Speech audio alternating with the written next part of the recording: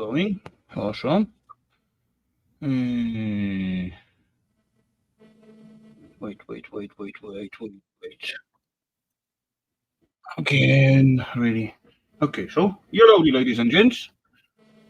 Last little setups. Why this is like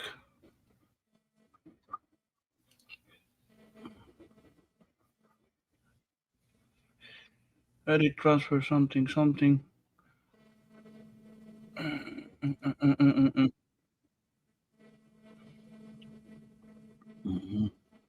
Okay, so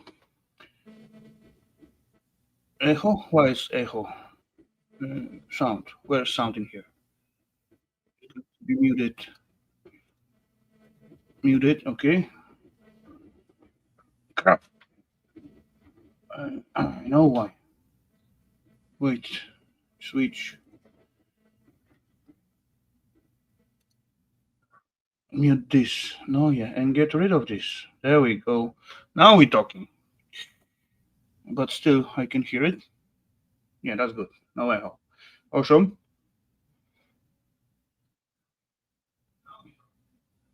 Okay, so what do I need to do? Shut down the audio there. Holy crap. I forgot. 2 seconds, peeps. 2 seconds.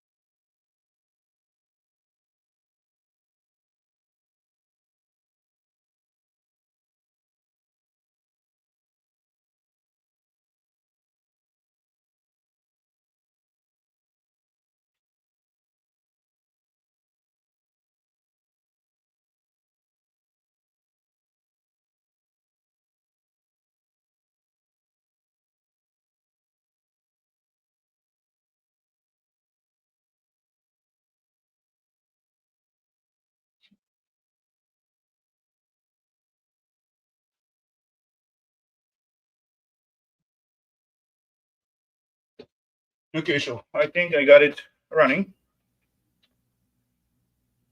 Crap, I still haven't shut down audio out there. Yeah. Okay, let's see. Let's try it like so. Get rid of that. This thingy, I cannot change? No, I cannot change. Strange stuff. Edit post. I don't know. Never mind. Okay, let's do it.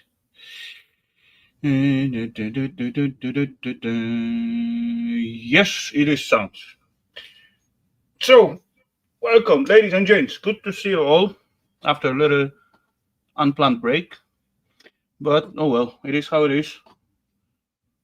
YouTube didn't like me last week. Okay. What we're gonna do? I'm supposed to do it in here, right? Yeah. So, ladies and gents, first guest of tonight was Mr. Nicky. Why do I say Mr. Nicky? Christian. Hello, Christian. Welcome. he got the trophy for being guest number 1. So, a little bit after, Mr. You Knows Bro show up. Hello, Mr. Welcome. Mr. Electronic Scrapper show up. Hello, sir. Welcome. And then Miss Jeanette show up. Hello, Jeanette. Good to see you as always. And Mr. Coughmaster John Lott show up. Hello, sir. Welcome. And yes, I'm all the way down with the chat. Awesome. That was fast. Okay, so did manage to set it up somehow. I don't know. I'm gonna play with those Facebook sites a little bit later on, because actually I did find out how to set up live stream, but not at Saturday. First, I find it out at Sunday. But oh well. Now again, it's the same. I got the same problem like at last Saturday. I cannot make it public on Facebook site. I don't know why. Weird stuff. But yeah, at least I am on the YouTube. It's working. I'm allowed to stream again, so that is awesome. And yeah, we all have technical issues. Yeah, but I got exactly same thing. This little button, what make it public, it's inactive. I don't know why. But Sunday it was active like normal, and I can just set it up for public, not like at Saturdays. Anyway, what I have prepared for tonight. Tonight I bring like kind of big and heavy bugger. It is right there. That this bugger.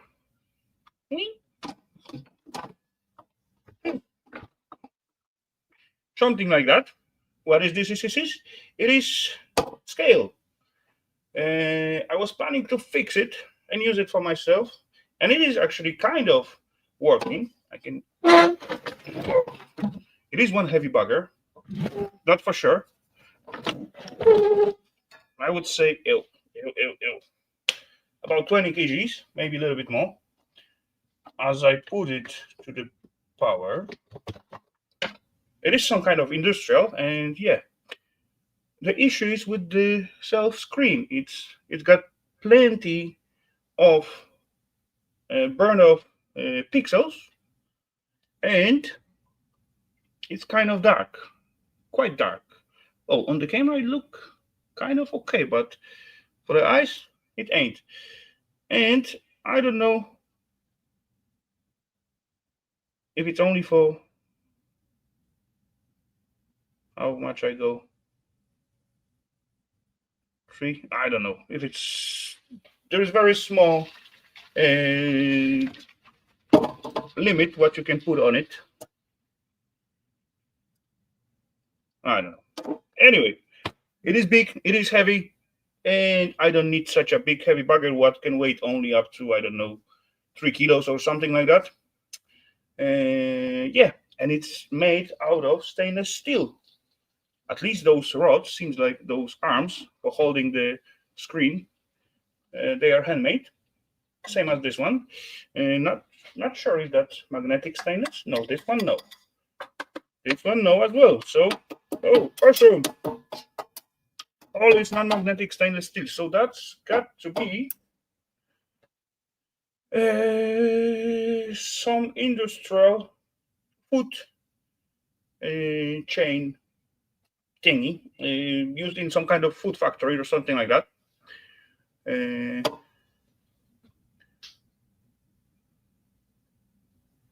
Hello, Mr. Nicky, welcome. Yeah, so we're gonna have like a little bit of stainless steel and maybe some good electronics. And yeah, as I said, I do not need it. I thought I would like to have it at some point, but later on I decided to scrap it out. And we can see why it's so heavy. Yeah, the first thing in what I see, or maybe I'm supposed to take you a little bit to this side. You can see a little bit better, maybe.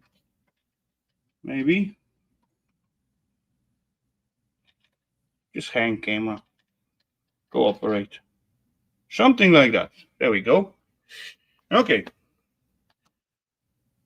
Has me stumped. Stumped. Yes, I never thought of that. Okay. Yeah. Few screws at this thingy, this control panel. Control panel will have probably those silver little buttons. Then we got nice thick stainless steel flat iron, so that can be reused. Even this stainless sheet can be reused, but I don't know if I'm supposed to keep that. But the flat bars, they ain't take so much space, so why not? So let's get into this bugger, cause yeah, it's big and it's taking out space, and I have it for a long time, good few years. There's two Allen keys in here. The bottom probably will be magnetic, right? Hey, also no. Oh, really? Ah, that will be too good to be true if I catch the right Allen key like straight away, just grabbing one. No, that will be too small. Hey, where's... Ah, there's this little boxy with Allen keys. No. Oh, something like that. Crap, too small. This one, too small.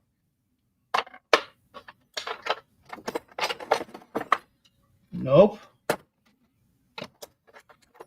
That's gonna be too big. Always the same. Oof.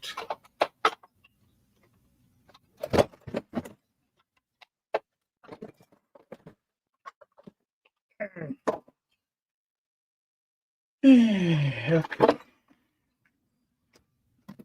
Let's do it. Something like, or maybe this one. This one should fit. Yay! That's the right one. Awesome. So, no.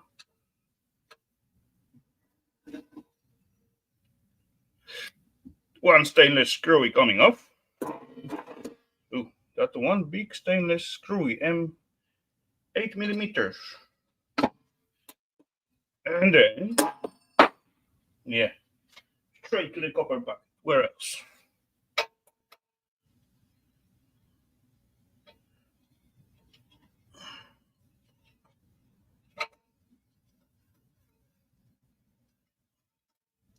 Boom, two stainless steel screwy to the stainless steel bucket, and then this thingy. Oh yeah. Woohoo! Look at that. About 6 millimeters thick stainless steel plate. Yeah, nice little stainless try. If there is no those two holes, you can put a lot of meat in there and into the oven. Oh yeah, I like that. Let's check. Yes, that's also stainless. Awesome. And I just got the caliper. So it is 8 millimeters thick. Oh, that's a decent piece of stainless. I like that. Actually, there's two of them like so. Oh, that is interesting. Look from this side. Oh yeah, I'm gonna show you. Come on, camera. Look from this side. Then we got like one of those thick plate. Then we got second of those thick plate. Then we got those little weight thingy. And there's like some kind of screws, but they ain't touching the top plate. And yeah, of course, as we put the pressure in here on this one, this thingy bending over tiny bit, and sending out signal through this wire all the way to those little microchip inside those controller. Cool, but those two pieces, this one, it ain't stainless, and this one ain't stainless as well. This piece gonna be aluminum, but this plate and this plate gonna be stainless. That is kind of cool. Good stainless steel score. And what can I do with such a thick stainless steel plate? I don't know, but I don't think I'm gonna scrap them out. That's gonna be keepers. So 2 more screwy, and this plate's supposed to be free. Again, Allen, but slightly smaller. Slightly smaller, I believe. This should fit. Oh yeah. Okay. Screwies in slightly corroded aluminum, they could be pain in the butt. Glad those are stainless steel, so that's slightly better, but standard iron screwies in the corroded aluminum, that's always trouble. I said it fast. Okay. Maybe with this I'm gonna have a little bit bigger leverage. No. Okay, this is the stainless. Let's give it like a little reminder of what is this screwy duty to do. So, sting. Oh, don't tell me I fucked up the crap. I'm supposed to take bigger puncher. I fucked up the self Allen slot. Mech. That was smart move. Smart move, buddy. You just make yourself like trouble.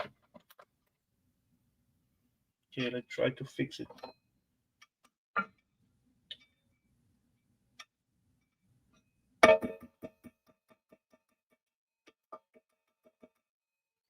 Like little bell. I think I got it.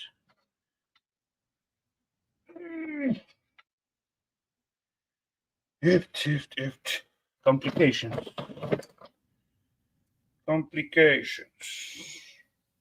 Nothing new.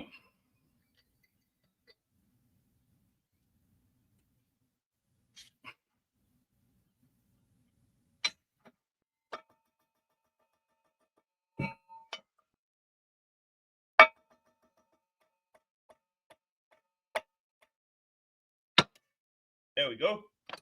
Success.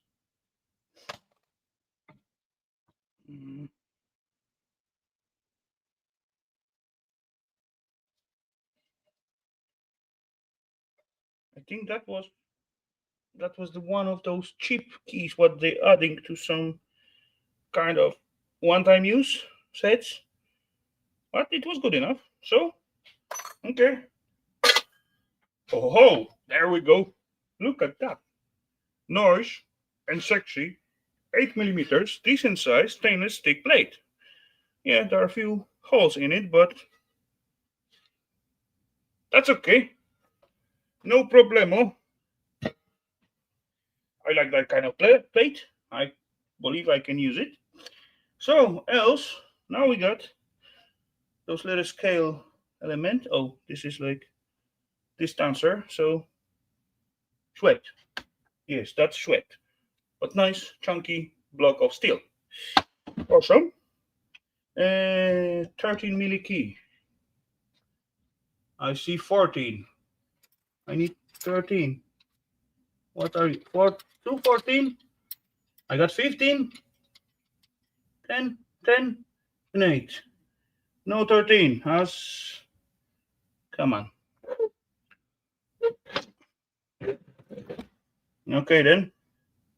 Improvise. So that actually contra nuts. So that's holding this screwy in place. Let's see. Can I just lose it? Yes, and now this thing is just coming off like so.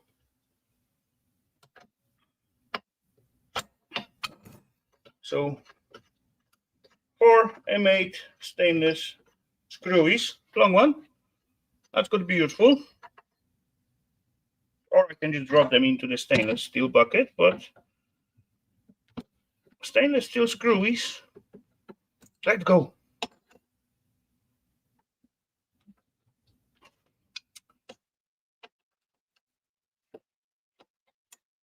There we go.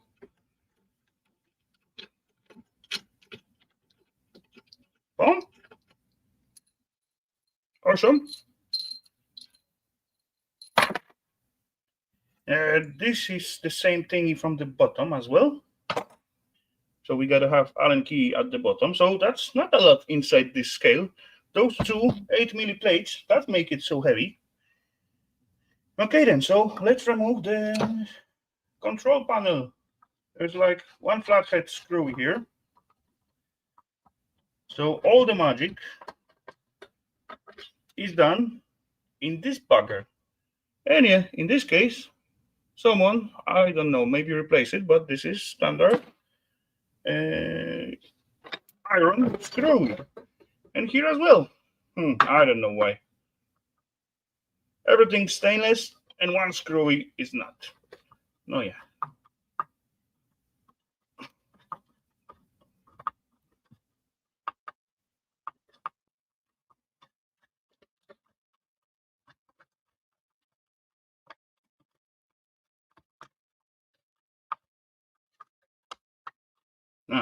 It's already done. There we go. To the sweat. And then, oh yeah, wires. Where's the wires? They've got to get tangled, right? Nothing new. And I got to put my box with the keys over the pluggy. So, yeah.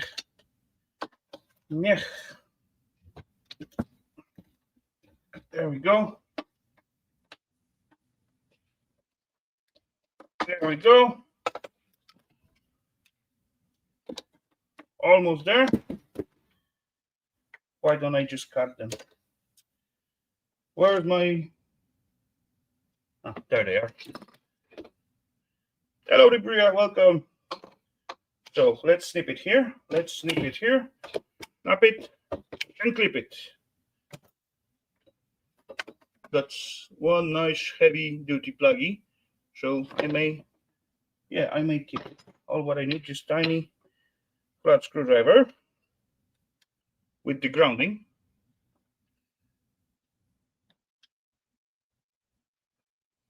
That is cool.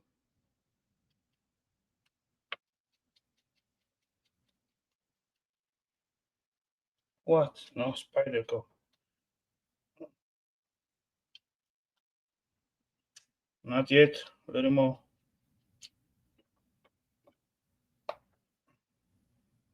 A little more.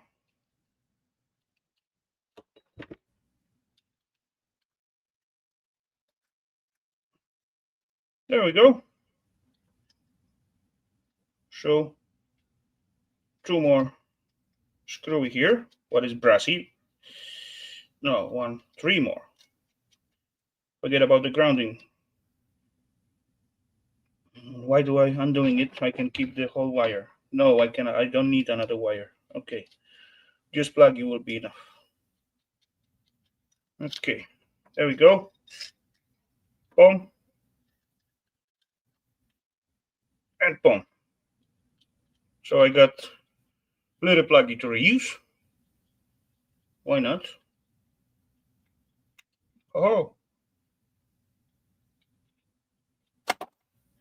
And then I got a little wire to the wire bucket. Why not?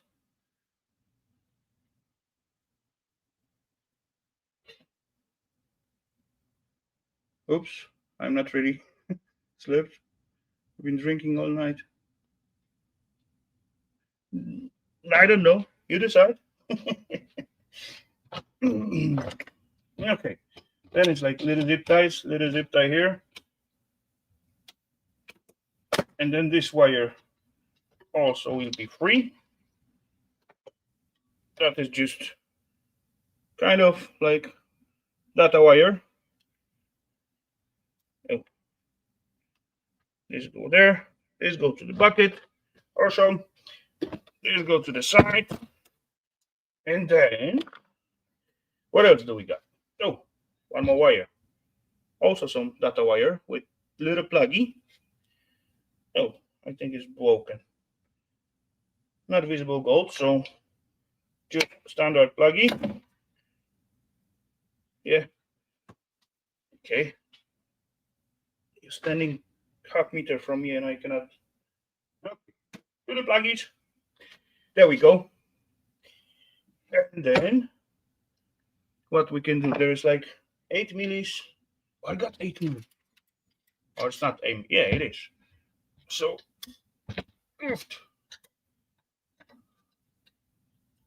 two more stainless steel screwy. M6, but I need M6 standard stainless steel screwy. I don't think so. To the bucket. And then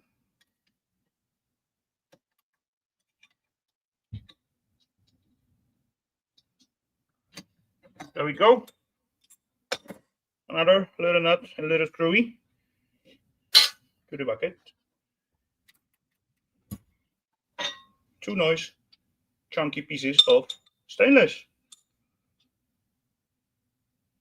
I don't want them. But the long one, I may like to. How do they are on? Oh, they are welded on. Okay. And we got 4 kind of decent gummy feet. No, yeah, I got to take this one out because, and that seems like 10 mil ski, and that's gonna be, yep, that is 10 milli.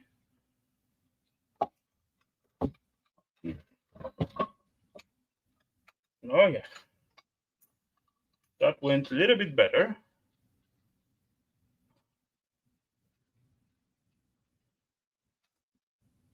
Another stainless. Oh, this one too easy.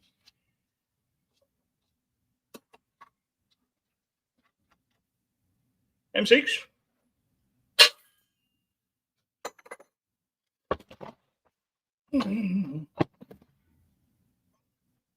Another chunky little block of iron. Little rust comes out, but that's okay. To the iron bucket. Okay, so what left to do? Either, if I want to reuse those plates, then I will need the feet as well. So I can leave those little feet on it. Now it's still taking up like a little bit space because of those little holders for the control panels. So I may just cut them out. And yeah, look at that, clean stainless steel. Oh, that's one heavy piece of stainless. Okay, let's not carry it all at once because it's way too heavy. That is half lighter. Yeah.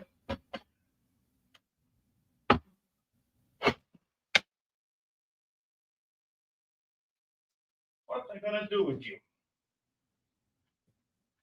I'm gonna put you in here. Okay. So now let's see the magic, because I already, as you can see, broke off some sweat.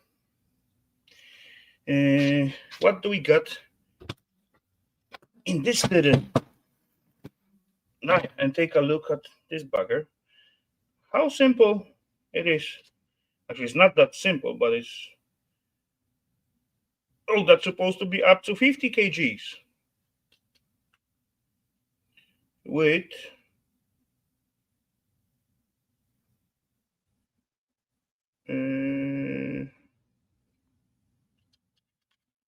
with approximately, not with the, how you call that, precise to 5 grammars.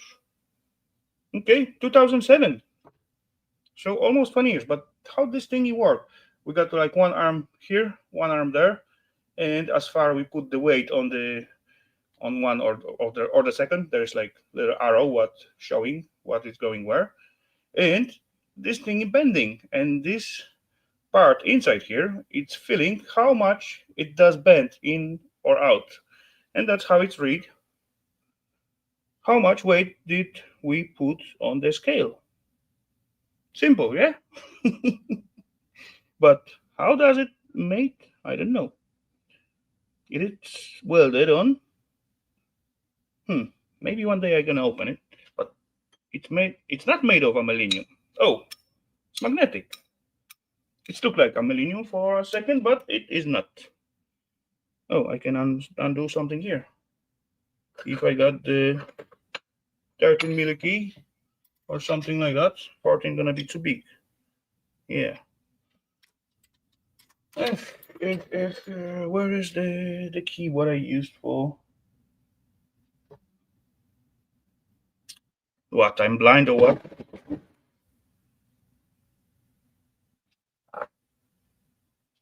Yes, I am blind.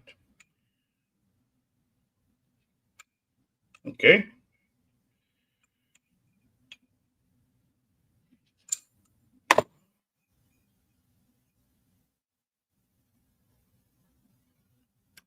That piece is not magnetic. So stainless. Okay, let's put this one aside. And oh yeah, we got brassy cable tightening thingy. So that's cool. That's always welcome.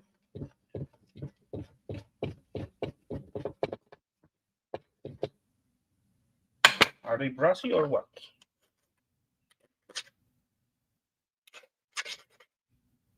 Of course they are brass. Nickel plated brass.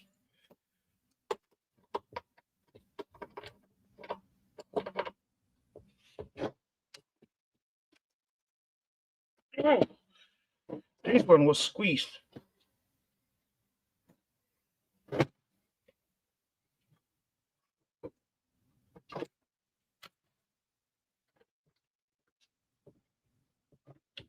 Oh, crap! That's what pissed me off mostly. When the sweat dropping on my glasses. Yeah. Crap!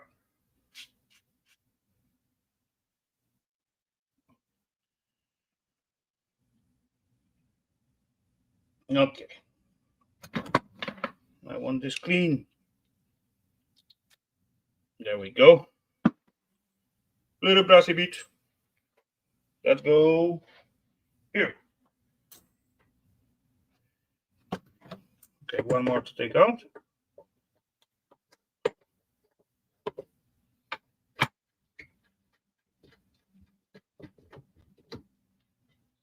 Nice and clean. Nickel plated brassy bucket getting full. Right there. So good. Okay. Boom. Boom. And a few screws to undo on the front. All I need is Phillips CC. Yep. Short. Stainless steel screwy. M3. Okay then, let it be.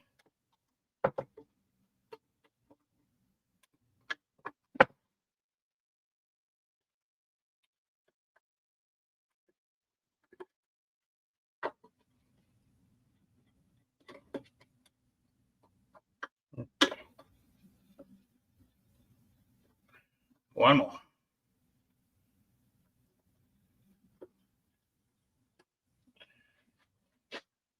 To the stainless, and then, ladies and gents, hey, no, yeah, coming. Ah, that kind of thing. Okay, awesome. Awesomeness. Already see. Ooh, nice Motorola chip. Okay. How do I take it out? More screwies, but weird looking screwies. And here I need some kind of socket. Like, I don't know, less than about 6, maybe 5, maybe 6. I should. No. I should. And I got. Oh, yeah, maybe. Maybe there's chance. That's not gonna work.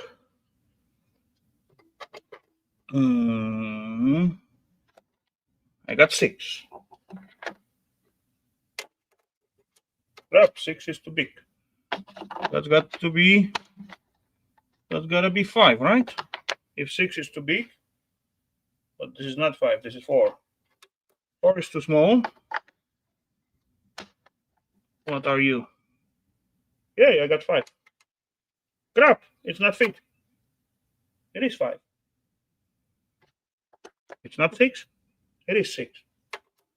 6 is too big. Crap, 5.5. Really? Or maybe some imperials. Maybe. What are you? 3/16. Nope. What about you? 5/32. That's even smaller.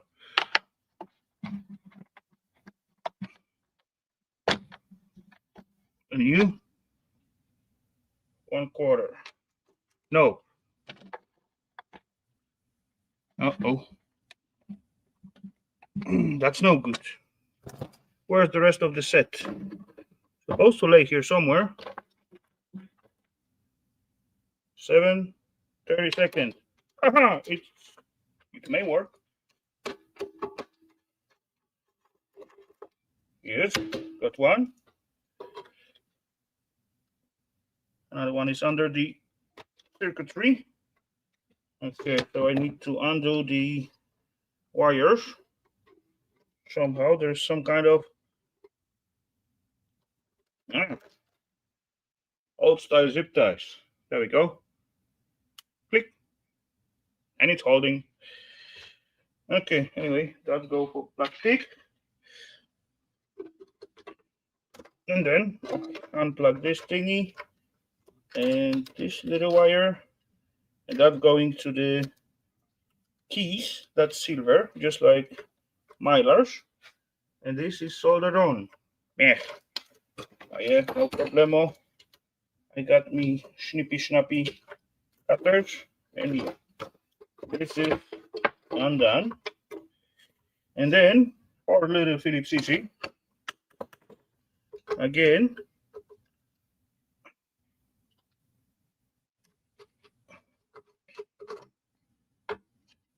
Oh, I got some gold plating in here. Interesting. No, yeah, because that's the screen board. They always, actually not always, but often are gold plated. Quite often.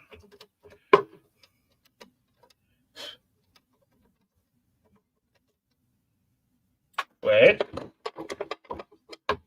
Nah, one more. Right? Yeah. One more here.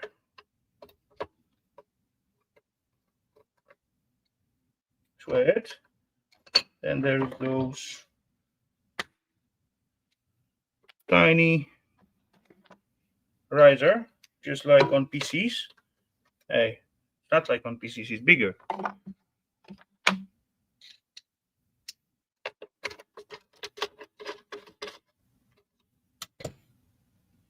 Almost like in the PCs, but just like nuts, a little long nut.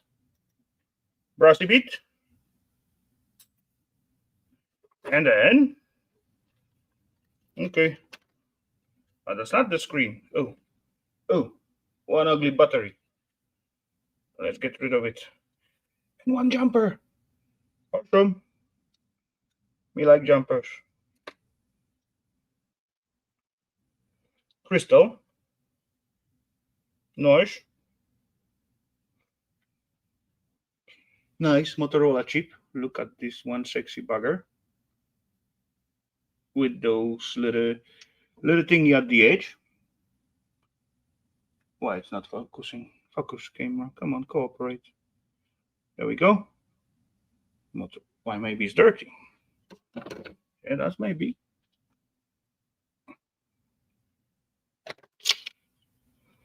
Let's try that. Boom.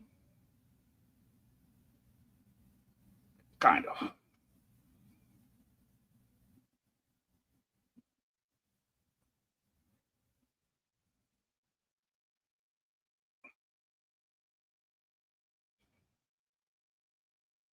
There we go. That's what I'm aiming for. And plenty other chippies. Decent size. So memory chips, seems like.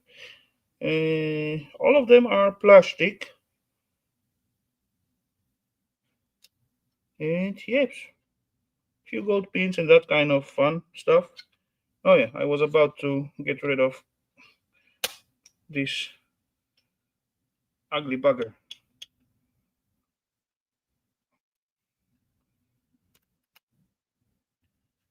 Okay. And yeah, gold plating is at the spots where the screw is going through. Yeah, I have to get one more of those 2354 Panasonic Japan. Yeah. What? Philips. Yeah. Little Philips. Boom. This to the thread. There's one more Philips CC. There we go. This to the thread.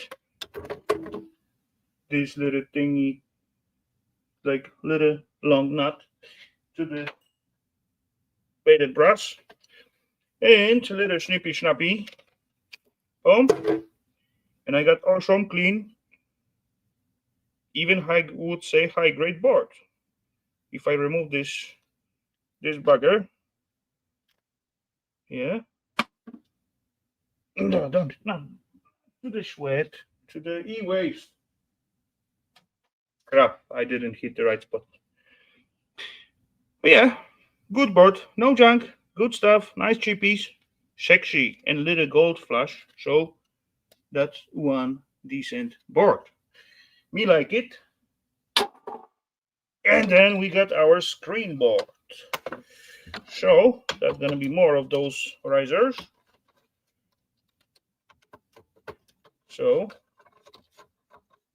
and this one, as I saying, those screen boards are mostly gold plated. In this case, there are not, and those risers are not brassy as well.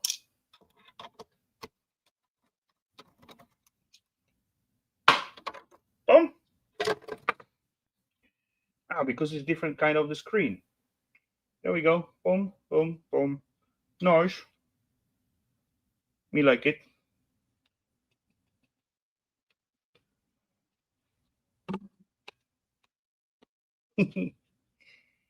Okay.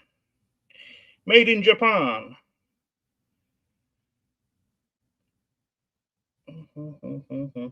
Also a few good cheapies in here. So, not bad. After removing this screen, or with the screen, it's gonna be low grade because this bugger, look how thick it is, and like two solid pieces of glass. So, but yeah, there's like 1, 2, 3, 4, 5 chippies, crystal, oscillator. Oh, I can see gold. I can see gold, or I think I can see gold. I'm not sure. Yeah, it is all the way around. See this white little bugger there? Come on, focus. There we go. At the edge of it, there's like tiny little line. Yeah, camera won't pick it up. Microscope will do, but oh well. Heavy. And then, no, yeah, and then I got access to last little screwy there. What was, no, that was those 732. Oh yeah. Well,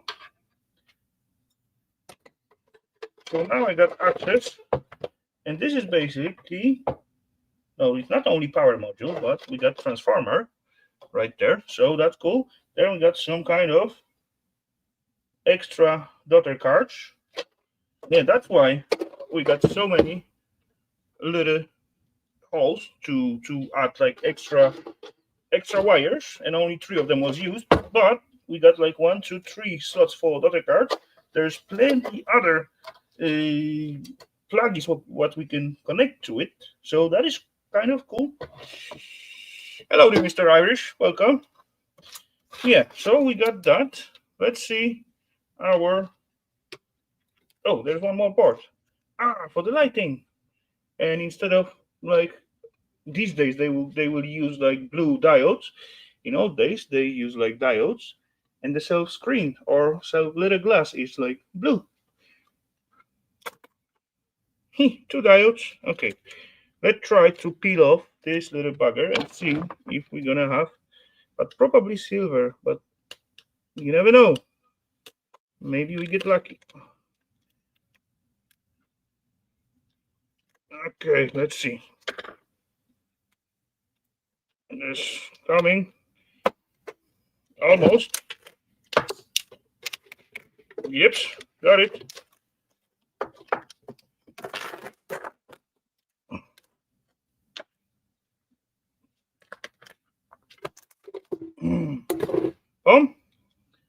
One little plexiglass. Actually, this one is like spreading the light, because we got like 2 holes in here for the LEDs. Another side we got like, yeah, it's just spreading the light across the little screen. Plastic, anyway. And yep, so we got typical silver Mylar buttons. Yeah, they can be like, you know, separated, because we got like on Mylars, we got 2 Mylars with the silver on them, and third one is like separator. But yeah, they are gluey after all, after you take them apart.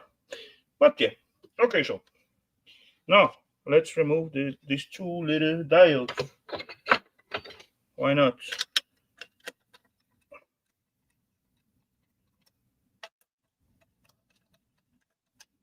Too bad those razors aren't brassy beads, but oh well.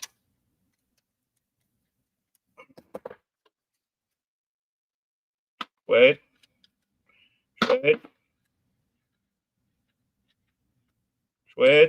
Oh. And more sweat.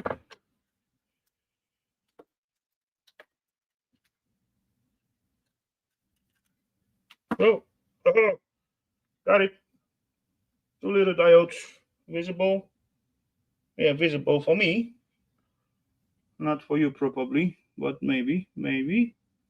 Oh yeah, there's a little gold thing. Can you see the seat face in here?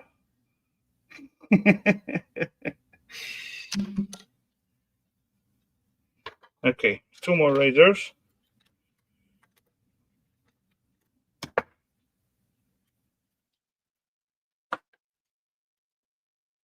Boom. Let's see if those screwies are crap. They are magnetic.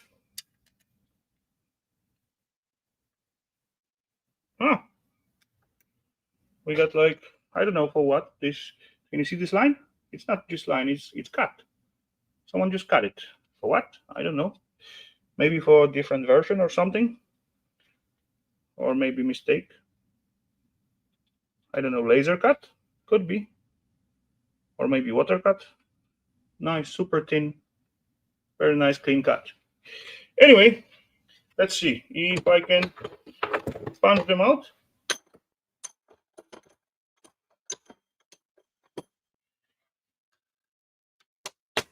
Oh yes, but I got to get my copper bucket away from there.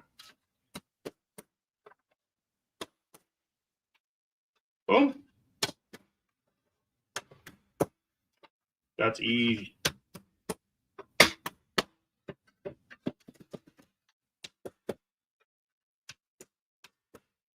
Boom, nice and clean. Stainless steel. So, rest of it. How do I get... Oh, there's more diodes with visible gold. How do I... Oh yeah, screwies. Philips CCCCs. I think. Okay. So that's one of those daughter cards. Yeah, programmable.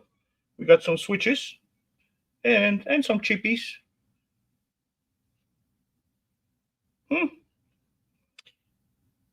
Do not see any gold pins, but that's okay. But yeah, self-board, it's not that bad. Okay, now I can reach the screwy. Yes, I can. There's one. Sweat.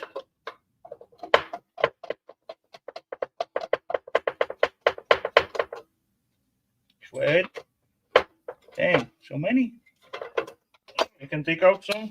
Oh, it wasn't pluggies. Oh well, I rip off 2 wires. But those sides should have some gold, so that's good. Okay, one more pluggy.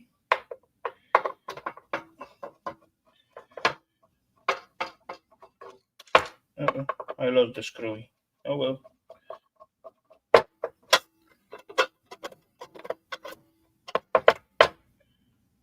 No more? Yeah, of course there will be more. That would be too easy. Hellowdy, Miss Solers, welcome. So, yeah, 2 more. And we're gonna have the whole board out, I guess.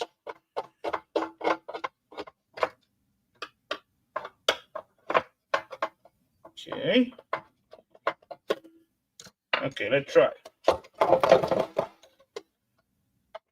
Nope. There is some MOSFETs and some clips on them, so let's try to...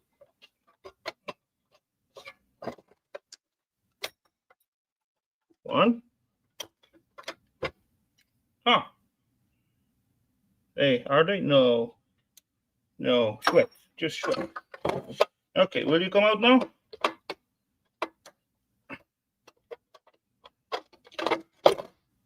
No. Wire. No, more wire.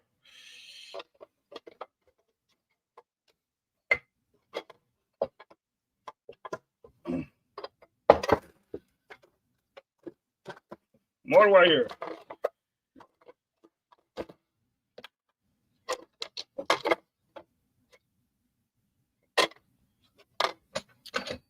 What's holding me there? Come on. Okay, let's... There we go.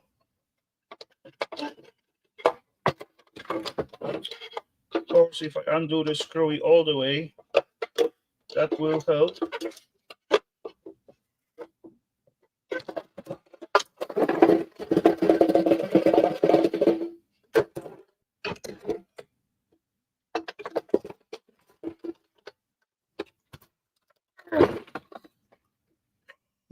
That was the grounding wire. I stripped it. Okay. Looks good. And then, yeah, this is basically all this part. It is just power board. On this side, yeah, plenty pluggies. Oh. We got sexy, nice looking yellow set of yellow pins. So that's not bad. Few good, nice chippies. Good, nice chippies, yes. And what is under this?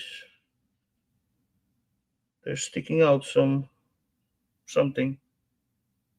I don't know what those are. I want to know. What are you? Okay. Seems like my plan gonna work.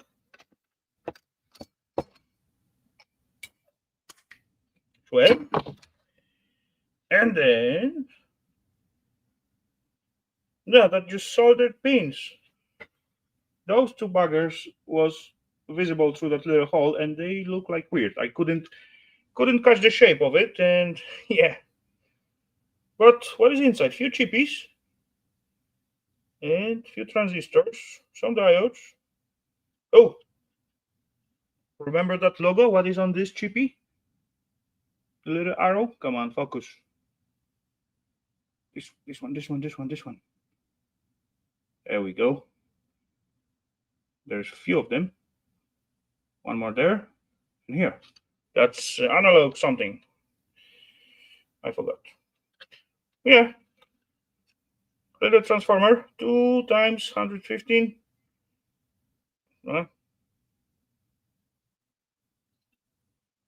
Cannot be. Oh well, never mind. Okay. Not much on the other side, but there are some stuff. So I can just cut it like here and then take this part. It's good. Rest is just power board. And 2 MOSFETs. Ah, there was like little switch from 115 to 230. Can you see? Okay.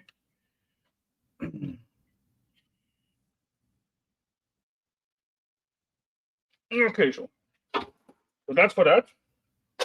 And then this backplate seems like a millennium. Just a few of those again risers, but those are shiny, so they may be brassy.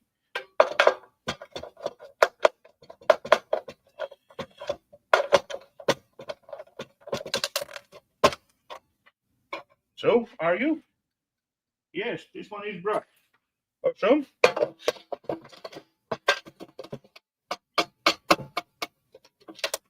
Okay. A few more to undo. Okay.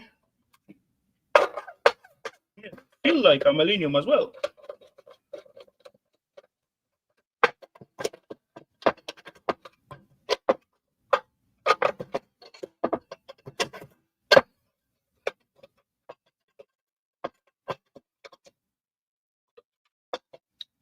Okay. More brassy bits. That's awesome.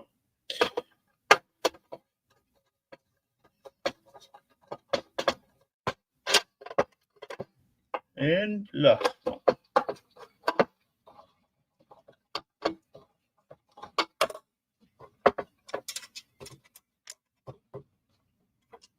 And I got just 2, 4, 6 of them. And I already feel the weight of them, so that's cool. To the brassy bucket.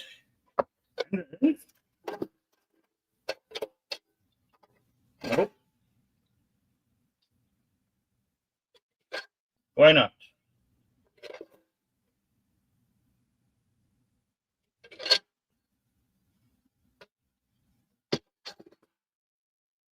Why not? I asking. Why not you coming out? Do I need to take them, all them out? Or what? I think I know. I gotta undo those buggers. Those 3 buggers. I think so. I'm not sure though. Again, oh yeah. Let's try.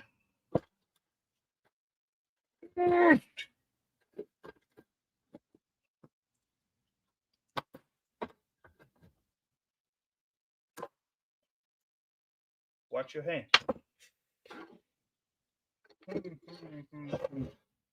They ain't wanna cooperate. Or maybe grounding wire. Maybe. Let's try. I just need. Crap, I did it again.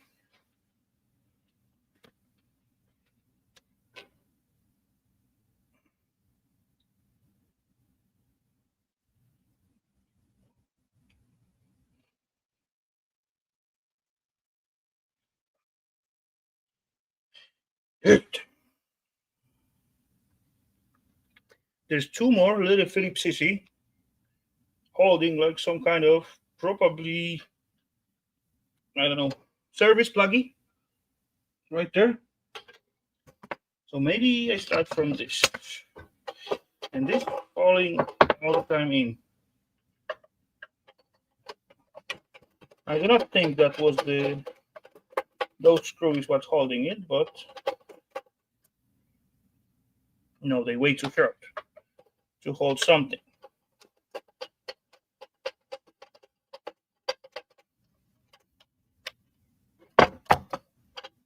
Okay, yeah, I believe that's some kind of service pluggy or something like that. And there's like a aluminum heatsink what those two MOSFET was clipped on.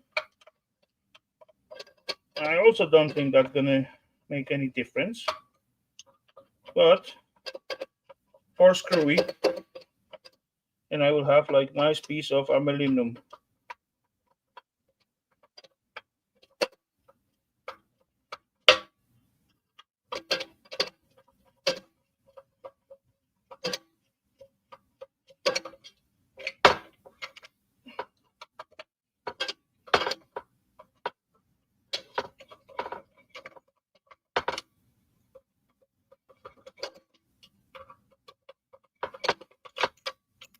Yep. Nice. Oh yeah, I got a bucket for aluminum, but this is extruded. Oh, there it's extruded, okay. Boom! Jackpot. And then, yeah, the last option is gonna be this grounding little wire, but for this I need like little socket little like, maybe like this. It's more look to me like 8 millis, but the closest I can find, it is 9. No, 9 ain't gonna work. Yeah. What are you? 7. 7 ain't gonna work as well. What about the Imperials thingy? What is 932? Oh yeah, it fit. Okay. Close enough. Yeah, but now it's stuck inside.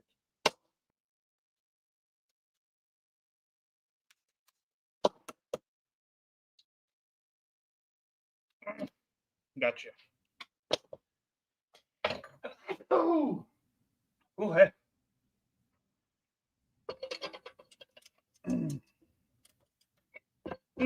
Got like little bit of copper. Awesome.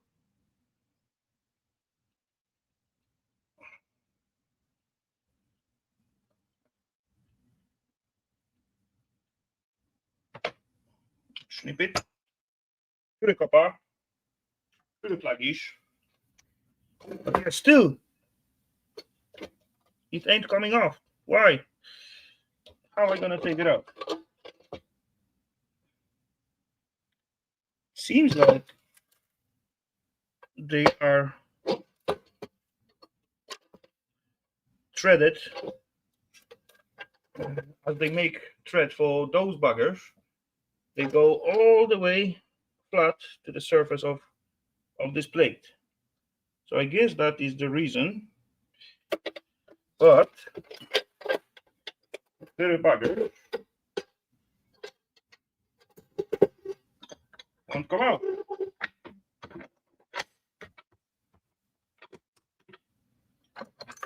That may be a different key that will make it slightly easier. But let's give it. Nope. That ain't gonna happen.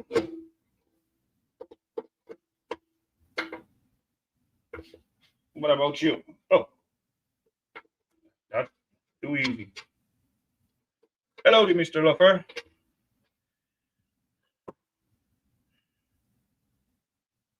Lovenbrow. Okay. Oh yeah, they are threaded through the this inside plate. Okay. Nope. I'm gonna have different tools for this.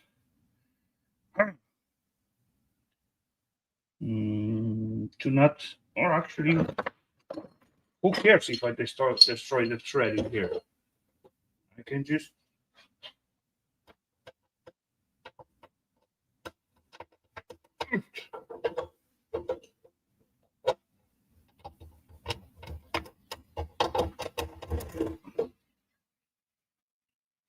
nope.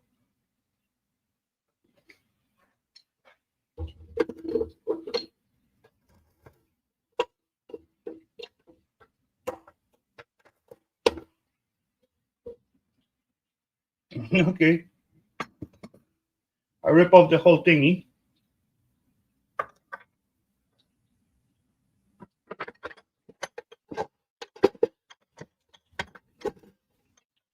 So, I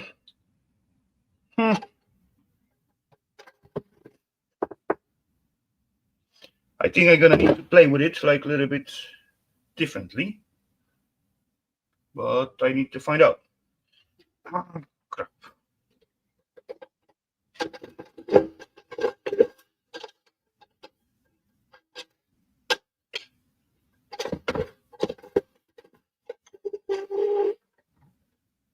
Grinder maybe? I ain't gonna help because it's threaded. No, it's not threaded through the stainless. It's only threaded through the aluminium. So maybe grinder will do. There is chance for that. Okay, ladies, that's gonna be a little bit loud. Crap. My disc is too small. Do I have a new one? I should.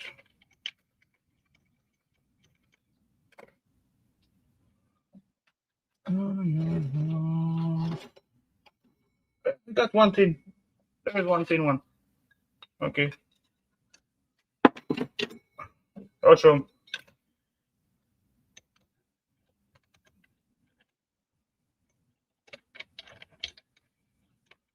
Engaging 30 pounds of water. Okay. That's kind of cool. Let's try. It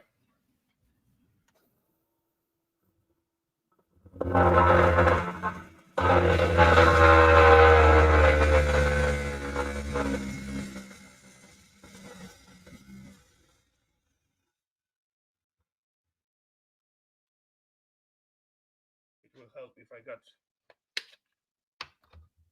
charged battery. There's one. Seems like it was laying on the charger, so should be charged.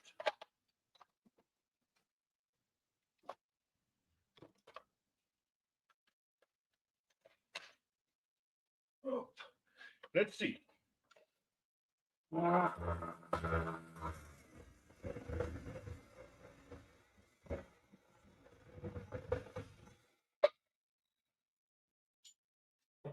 Yes, and stay there. Okay, I cannot reach this one.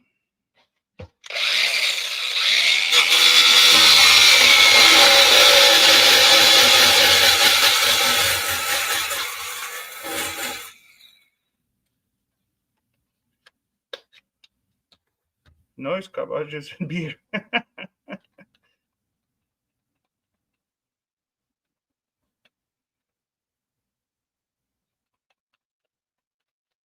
Drink of a bus in 20 seconds. Okay. If you got charged battery, yeah, of course. So this one is MPT. What about this bugger? Oh yeah, that will do.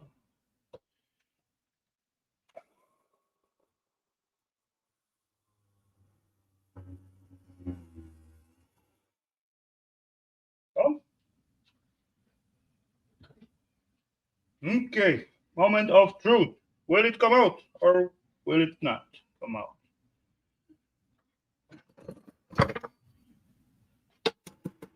Ah, there was also some plasticky bit.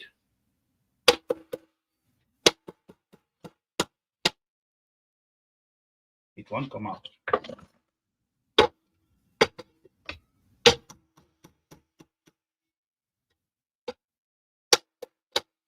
It's not coming out.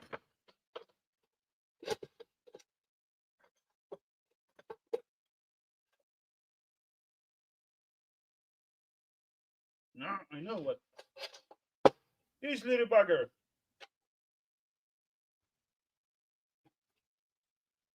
And then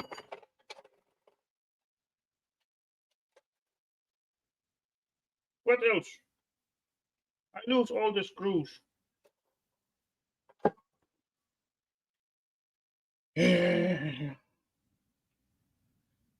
Open a window. Once smells like.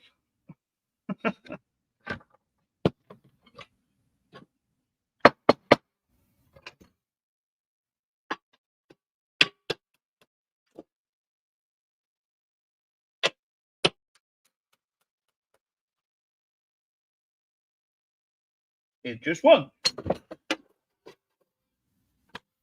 And I don't know why. What's holding you? Let go, pisky bugger. Can you see something? Because I cannot. I take everything out.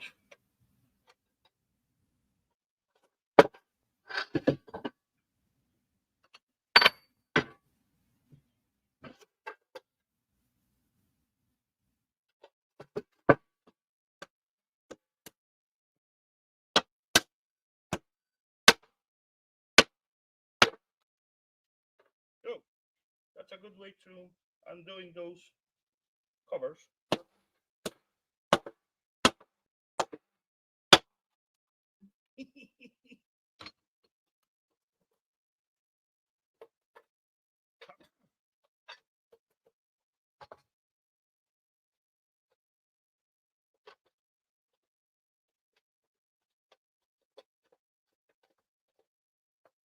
Yeah, I got this little bugger. It is also like, look, 4 millis, big piece of aluminium. It was corroded and glued to the backside. There we go. That's the reason why this bugger won't come out. Yeah.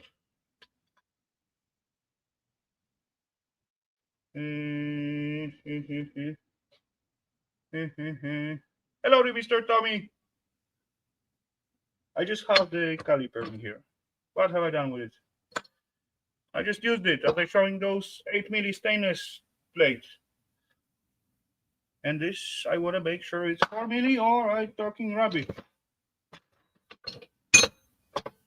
Yeah, I'm getting more blind. What is going on? It's not that small tool, come on. And I just did use it.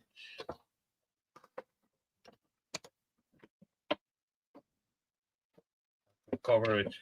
Yeah. And it is, ladies and gents, it's not 4 millimeters. It's 5 millimeters.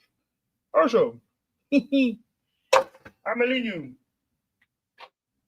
Shall we? Is that you? Yeah. That's aluminium bucket. And almost clean, because this little mechanism that was for the locking and sliding front panel. And I bet that's gonna be, oh, it's not magnetic. Okay, then it can stay in. Another piece of stainless. Shall we? So we got a decent amount of stainless steel. I'm mostly happy out of those two plates. That's nice and heavy.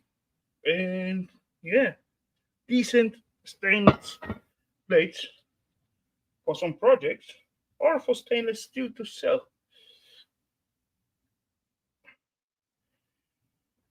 Oof, that thingy warmed me up, I would say. Out of the good stuff, yeah, two decent boards, one power board. I believe that was the most sexy board. Not bad whatsoever. Few nice cheapies and the old Motorola nice one with those sticking out corners. And yeah, so that just all great except of this area here. And more stainless. So that's good. Hey.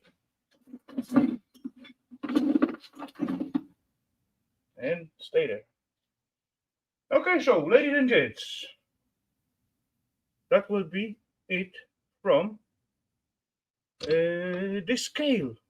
The scale was big and heavy, and most of this weight was stainless steel, and that was good, very good, very very good. I'm very satisfied. Got nice two plates, some other stuff, and yeah, time wise, 1:16. So that's gonna be end of scrap show, ladies and gents. And now I'm gonna move my butt to the other PC. Oh, I made dirty my t-shirt. Holy crap, holy. I'm gonna move my butt into there. Holy scrap, holy. I know what I forgot. I forgot to scrap some aluminium. Meh. Anyway, so I'll see you down there, peeps, in a few seconds. All what I need to do just mute.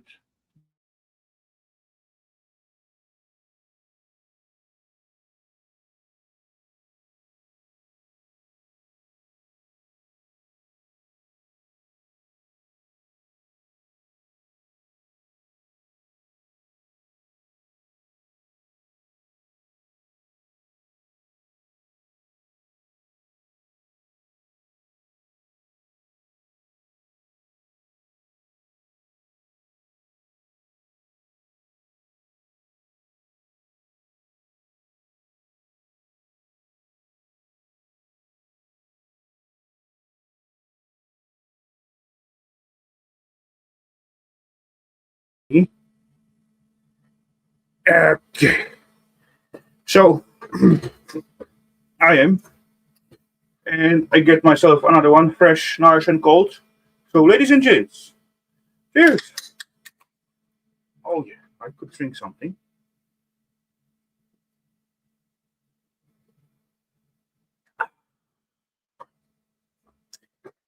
Okay, that tastes good. So, where am I? I'm supposed to be at YouTube. There we go. StreamYard, yes, okay. Boom. Boom. And and boom. Let's do that. And then let's do that. And let's see what's gonna happen. Whew, I need to cool down a little bit. that was just 1 hour, and yeah, I'm drippy. Temperature wise, yeah, 24.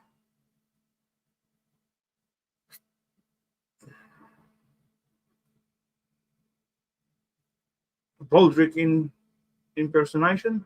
Who is Baldrick? Private Baldrick. I don't know who that is. Hey.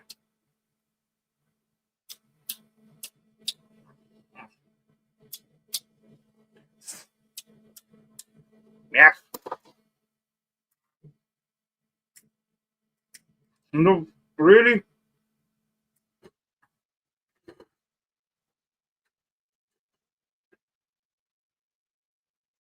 You may put my hands on my stick pencil up my nose.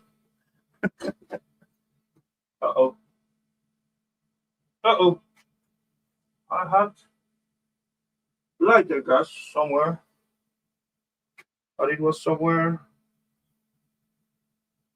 Crap. It was on the shelf here. But there is no more shelf. What have I done with this little bugger? Yeah. Yeah. Okay then. Everything under control.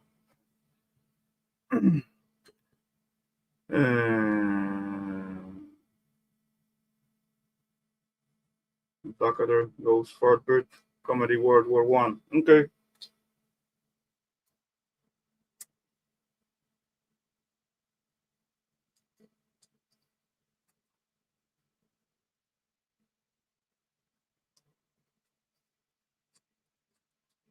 Ah, nice and full. Again, I don't need this anymore.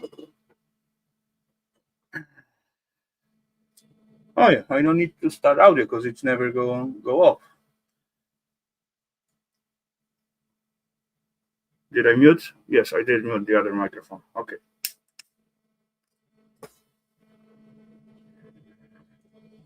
Okay, so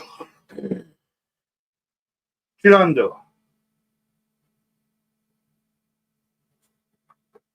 And I also find out this little piece of the brass what fall from grinding on the device. So I drop it into my little brassy jar here, but I need to empty because it also get like kind of full brassy bits.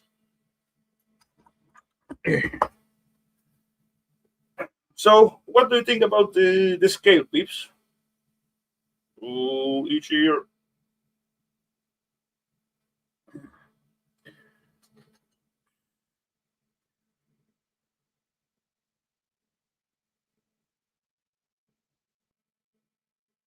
If you need to explain joke, it isn't funny. Yeah, I know. That's why I never ask.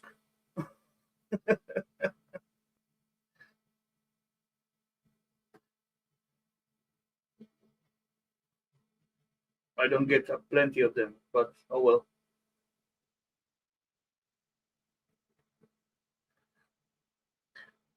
Usually, if I don't get the joke, Stormy helping me out, but she's not here for tonight.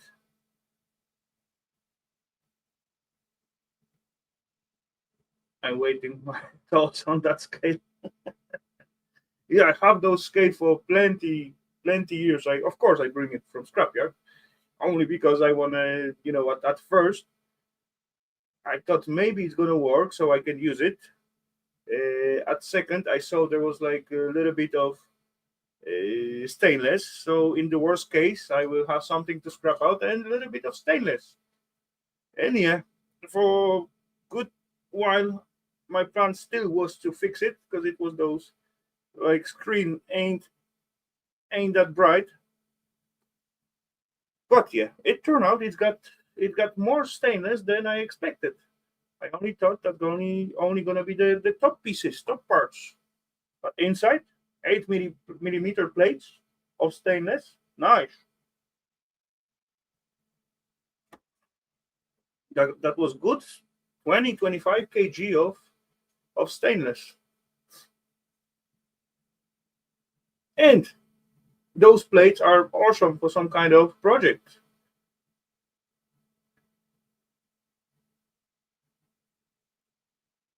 I got millions what I want to build, but yeah,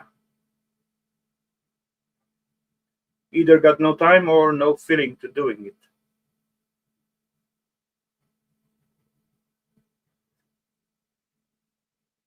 And today was those Middle Age festival again, or medieval festival. Yeah, we went with Eva. That was cool.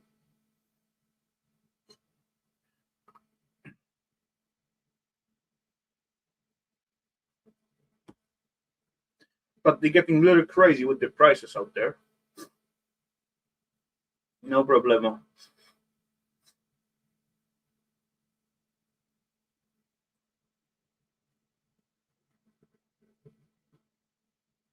Yeah. Anyway, last year was crazy. Was already, but this year was even more.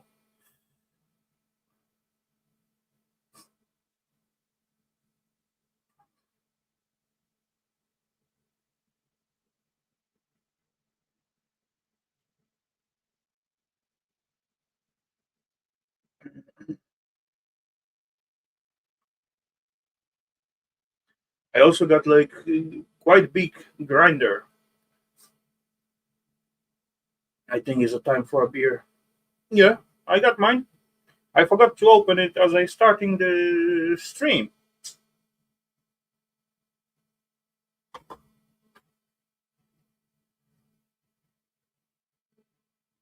in the court of the Giant King of the only person who could speak. Okay.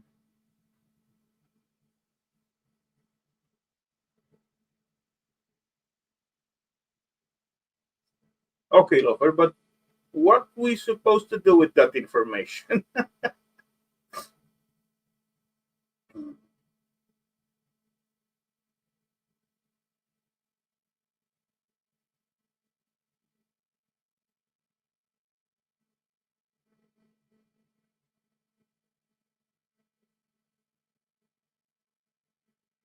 Come on, king was the king.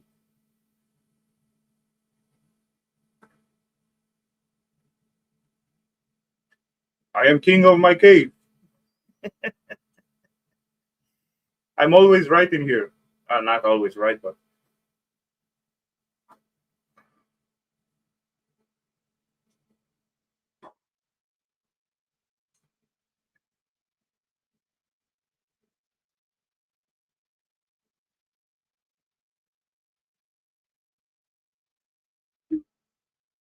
ow, crap! It's shining and it hurt. Yeah.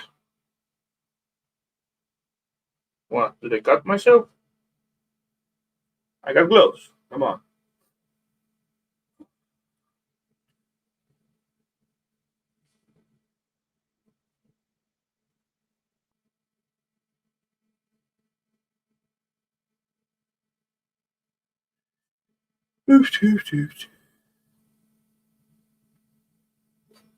Do I have some different? Yeah, I think. Banner.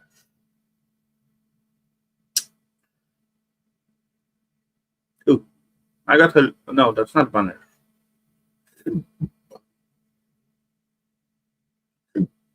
Okay, sorry. Okay, I don't have.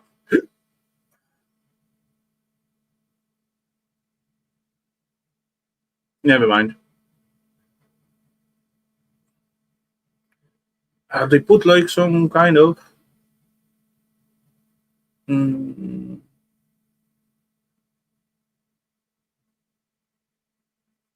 background music.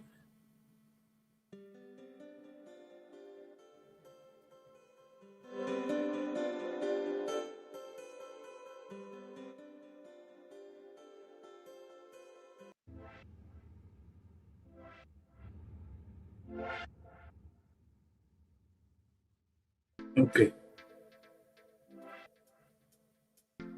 Yeah, let's keep it quiet.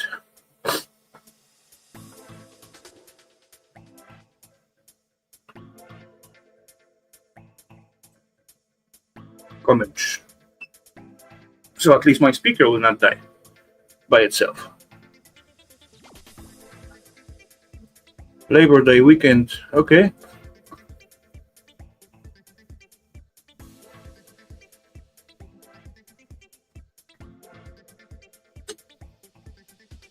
I believe it's just normal weekend here.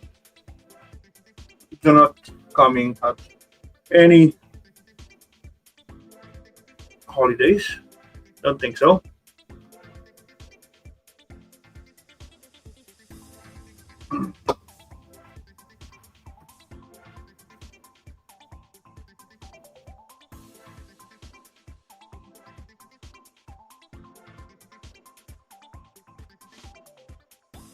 But yeah, even at weekend, I went to try to do some work today, but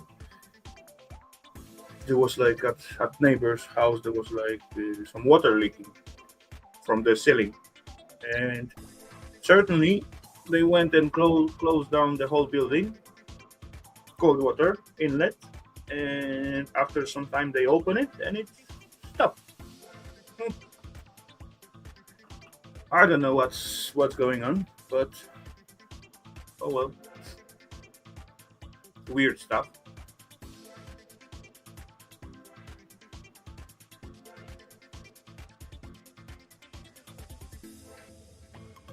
And later on, I couldn't reach into that neighbor upstairs where leaking supposed to come from, but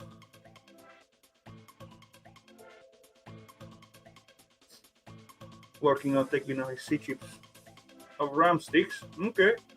So which method do you go?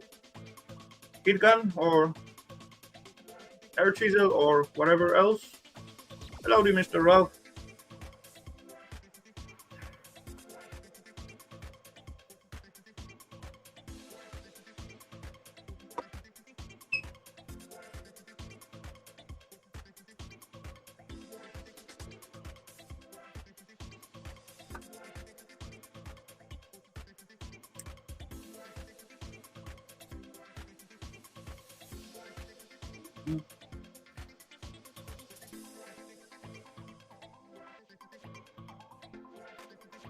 Last time I did use like tiny little spatula, and that go well and fast. But together with it, you rip off all the pads, you know what they are soldered on.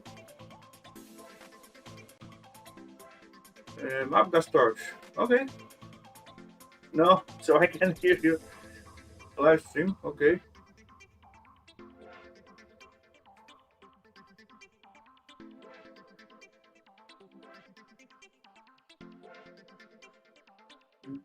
I not use torch so often. Yeah, but as well with the round chips, should be easy and it should go fast. But you know that's quite hot, and yeah, it's quite easy to burn the cell board, and that gets stinky when you burn it too much.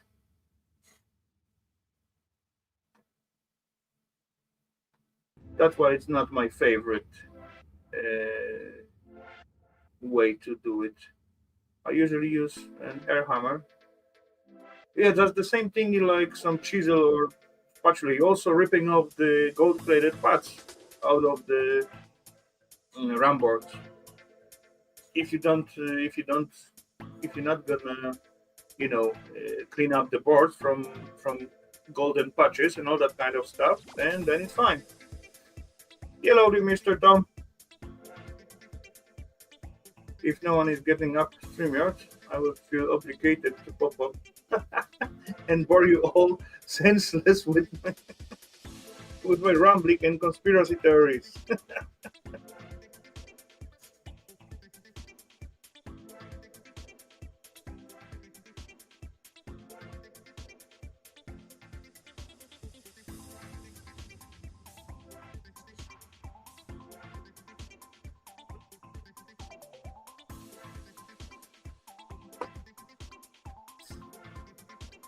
Last time I was at no, not last time. Last night I was at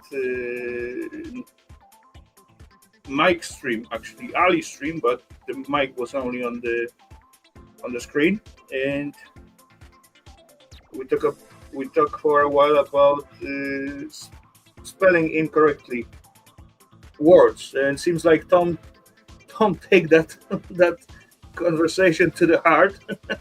Hello, the Fox of YouTube. Good one.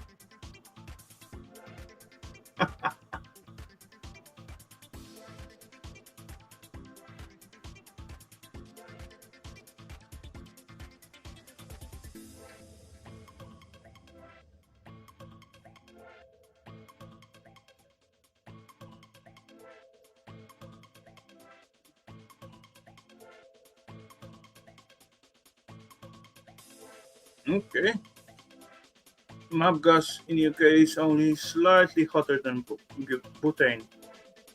Okay.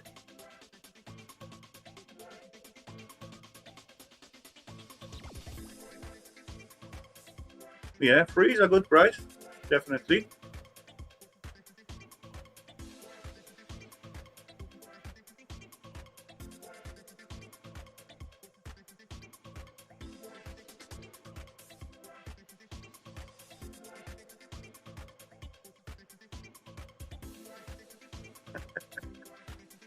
Cannot spray my worms correctly. No, actually, it's all started from like some lady's channel, some lady channel what does some cooking, and she spelled all the names of the pieces what she used, like cheese, like cheddar. There was cheddar or something like that.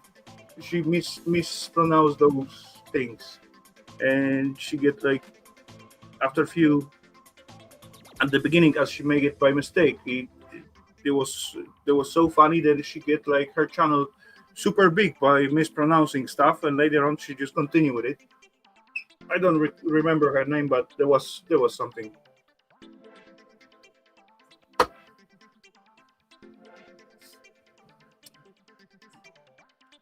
Two Ronnies. We funny.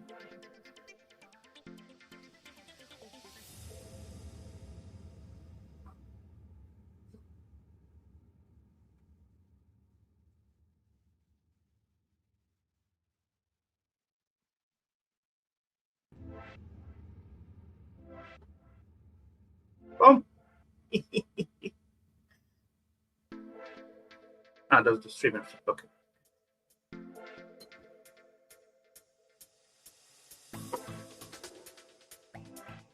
Four candles.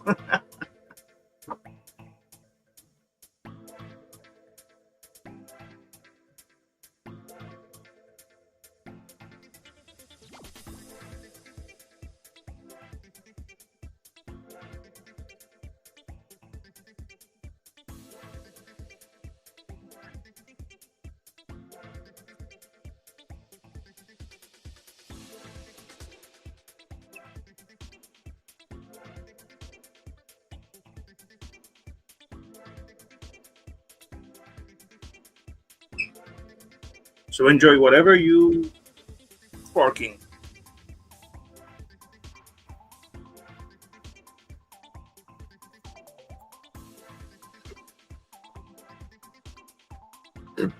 Got any plugs? What size? Inch and a quarter or inch and a half? Yeah, that's different.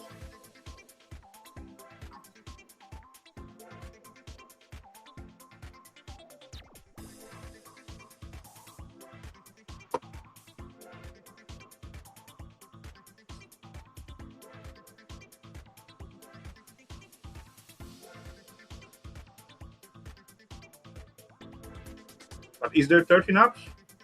Ain't that 16? Or maybe not.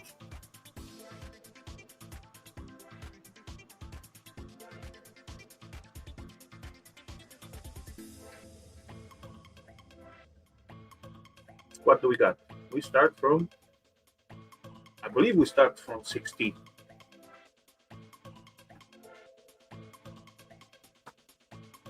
That is the standard StreamYard music. It's built in. There's a few other as well. What that is called? That is called dance pop.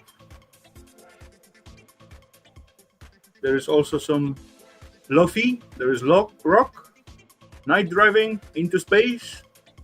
Oh, let's check out maybe into space.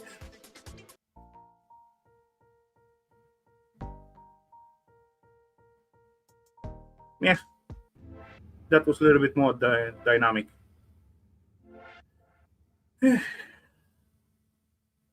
Cheap viewers are stream boo. No thanks.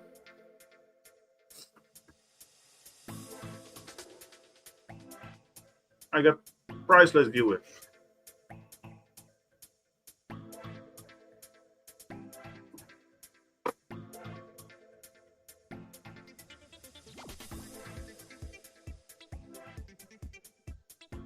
I hope the music is not too loud.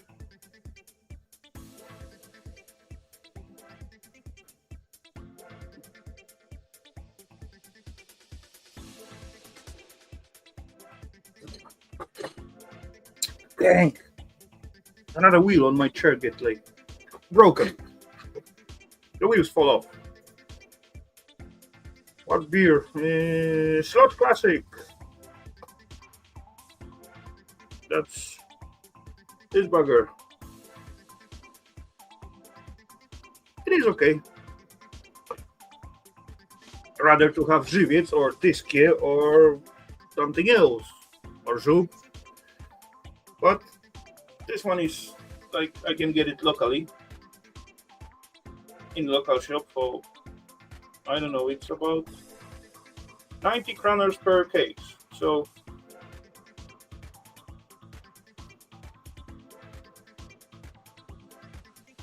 89, I think. Homebrewed IPA, cigarette break, and have to bottle for 40 pints of bitter. I don't like bitter.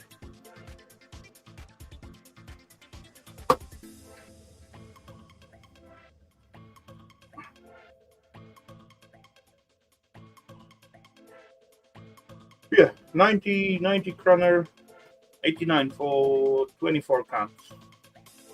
That was just small, 4.3 liter cans. But yeah, that is a good size when you take it out from the fridge, and before you drink it, it's enough time to drink it when it's still cool.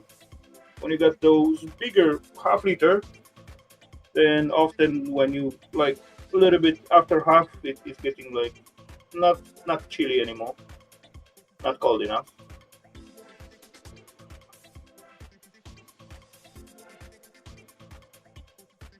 Yeah, once I tried home brewing, but it didn't work out, and I never tried again. I get those kind of like sets with the bottles and tiny little plastic barrels for fermenting and all that kind of fancy stuff.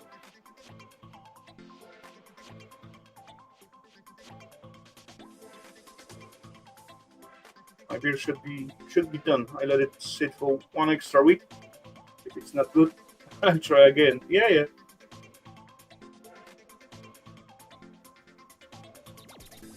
Yeah, cleanly less. Sterilize everything. Yeah, with beer, you got to be super clean.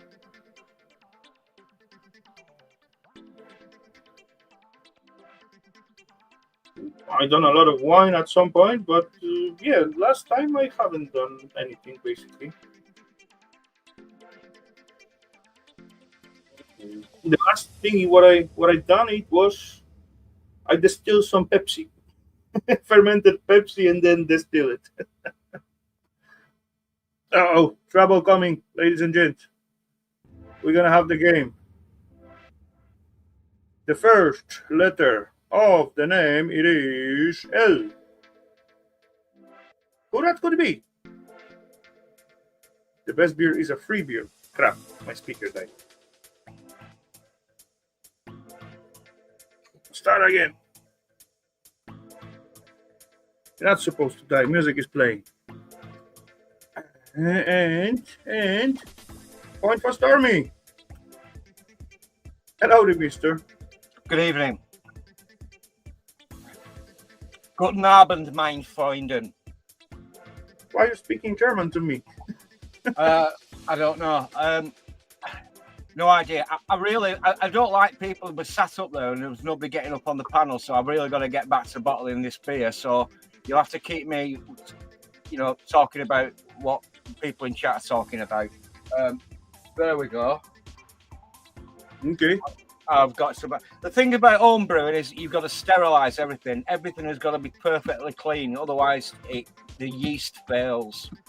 And fortunately for me, considering I drink quite a lot of beer,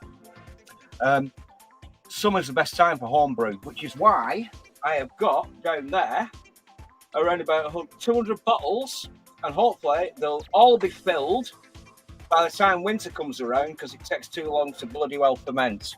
Good evening, folks. Oh yeah, correct. They like warm temperature, definitely. I built myself, but that was basically for the wine. I built myself some like drawer, like cabinet, and I mount like tiny radiator in the bottom of it. And I got also thermostat, so I can adjust the temperature and everything. But you can actually distill wine as well. You can actually freeze off the alcohol, and you can make wine liqueurs by adding fruit drops and things to them. And my mother did that. My father came back rip-roaringly drunk one night and had to take to bed for 2 whole days on account of the fact that a neighbour over the back. This is illegal in the United Kingdom. It's still illegal. Okay. A neighbour over the back. Oh, if he was still alive, he'd be about 120 now. So we're going back a long time. He actually took an old copper hot water cylinder and made a whiskey still. And he was making his own whiskey. My father had to take to bed for 2 days after drinking that. Moonshine. Yep. I often use the clean spirituous and make some tinctures, you know. And there was once I make like a plum tincture. So basically, you put your fruits in some kind of jar, cover that with the spirit, and just leave it for a while. Later on, you filtrate, taking out the fruits, whatever you use. And I did use plums, and they get like, you know, little brownish, and they were soaked with that spirit. That was 98% spirit, and it was, you know, a shame to throw it out because I tried one. It was super sweet, super alcoholic, and was really good. And I ate like 2 glasses of it. Holy scrapoli, I was drunk like shit. But fruit was super nice in taste. It was very drunk at the time. Oh, by the way, if you didn't get the comedy reference, it was Blackadder Goes Forth, the final sequence of, I think it was, who were the comedy writers? Curtis and Rowan, not Atkinson. Curtis and Ben Elton wrote the Blackadder comedy series. Rowan Atkinson was in it. And the final one was about World War One. And the final one was over the top. And it's one of the most poignant times in British comedy history because you didn't expect it. At the very, very end, nobody was bloody laughing. It was very sad, very sad. Anyway, I'm going to start. Yeah, go for it. Talk away, I'm sucking. Yeah, do your best. Fortunately for me, I drink a lot of beer. Yeah, okay.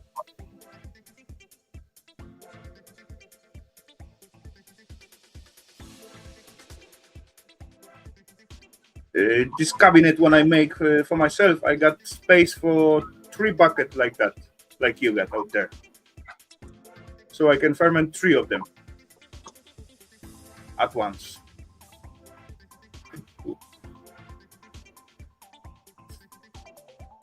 Yeah, that was kind of a little project, but yeah, I haven't made wine or anything in a second. I don't know why. It was good fun. Yeah, maybe because I got like, I don't know, 50 bottles of wine waiting. I still got some from 2012 or something like that. I believe that was the first what I made after build those little cabinet.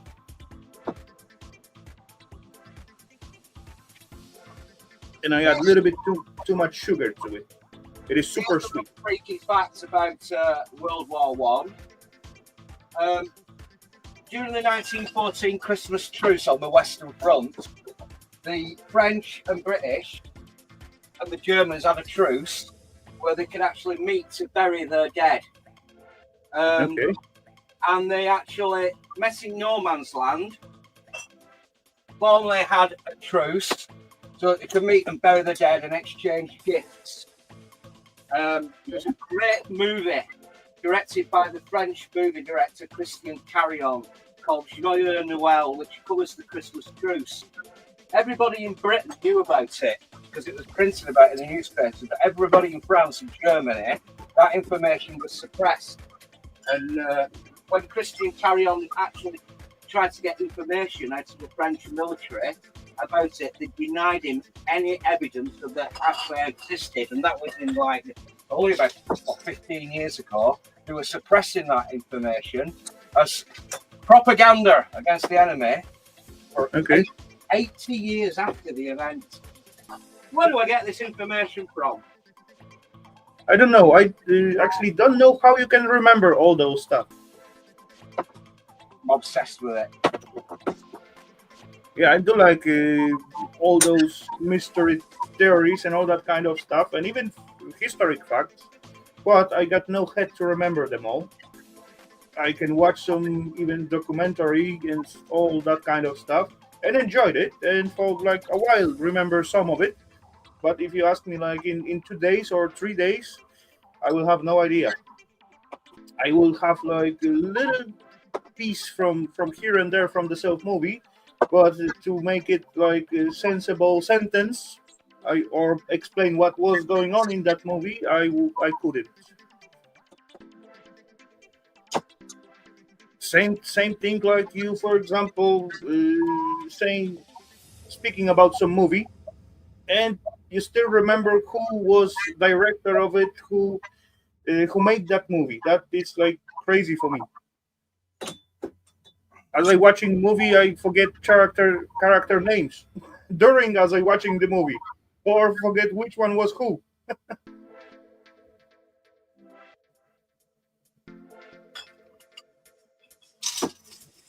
Tell you what, I can't multitask. I'll do another few bottles and I'll sit there with a cigarette. Yeah, do whatever you need. No worries. Just bottle them all.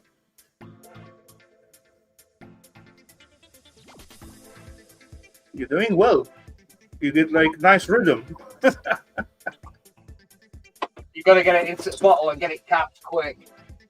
Okay. When you put the second lot of sugar in for the secondary fermentation, it creates bubbles. So you've got to get the cap on, otherwise it doesn't carbonate in the bottle very well. No, okay. I've nearly done half. I'll crack on. I'm doing a few more. Then I'll sit there and have a see. So you put first sugar and then beer and then quickly cap, right? Or beer first, then sugar? You put 2 kilograms in with the first mix. No, you put directly. Dextrose monohydrate, which is a very, very, very fine sugar, brewing sugar. You put like 2 kilos in with the first mash, and then what I do is I decant it off, siphon it off into a separate bucket, and then you put half a teaspoon of sugar in per pint. So that's 20 teaspoons, full teaspoons. Sorry, half a teaspoon of sugar per pint. So that's 20 full teaspoons. Put it into the mix, stir it up, and then get it in the bottles as quick as you can. No, okay, this way. So it's still active. The yeast remains active. I see people like dropping like 1 teaspoon of sugar into the bottle before they fill it. You can do that, but what I do, I prefer to get all the sediment off by double siphoning it. Yeah, I get you. What about the German pilot who flew next to the damaged American bomber and escorted it home instead of shooting it down during World War II? Well, I have no idea. I know what he's talking about, and I'm reading the book at the moment. If you don't believe me, I don't tell fibs. It's called Being Functionally Autistic. I don't tell fibs. It was a story of Franz Stigler and Charlie Brown. Charlie Brown was flying a B-18 bomber 3 days before Christmas over Dresden. His plane was damaged almost beyond repair. He managed to release his bombs over Dresden and then limp home on 1.5 engines. Now, Franz Stigler, because the oxygen supply was all taken out, the American crew all went, ooh. And it was only when the plane started to plummet towards the ground and they got oxygen back in the lungs, it came round and he had to pull back on the stick to get it, and it was dropping 3,000 feet, 2,000 feet, 1,000 feet, and it skimmed the rooftops. But the thing is, the lack of oxygen, half the crew are either dead or wounded. It was running on 1.5 out of 4 engines. And then the BF-109 pilot, Franz Stigler, saw him, and he knew that he couldn't actually shoot back. So Stigler flew up alongside the old pub, which was the name of the B-18 bomber, American bomber, and gestured to him to land, follow me, you're prisoners.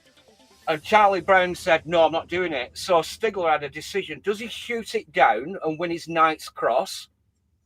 or does he escort it out? Now, the thing is, the plane was going so slowly because it had lost so much power. They had to go out over Holland over the flat guns, and it probably would have been finished off by the Dutch over Dutch airspace by the German flat guns.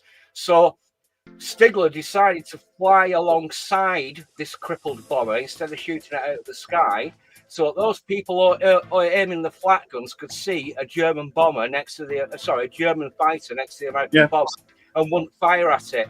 Now, as soon as it got over British safe airspace, Stigler saluted him and flew back. And it was then picked up by two Americans and escorted back to land. And it's a bit about what I was saying about World War One is that the Christmas truce weren't allowed to speak about it. Even long after the war, they weren't allowed to speak about it. Now, in World War II, this happened. Stigler escorted Charlie Brown into safe airspace, and once he knew it was safe to fly home, he actually saluted him and then flew back. Now, if Stigler had actually reported, or anybody had seen him escorting a crippled American bomber back to safety, Stigler would have got the chop as well. When Brown reported it, the American Air Force said, "Keep your mouth shut." Now, they actually met up, and I think it was around about 2000 or something like that. Years and years later, they actually met up. And it's a brilliant story. I'm reading the book at the moment. You don't believe me? I'll go and get it. I could believe that. No problem, Solar. Do what you need to do. The two pilots meet years later. Great. Yeah.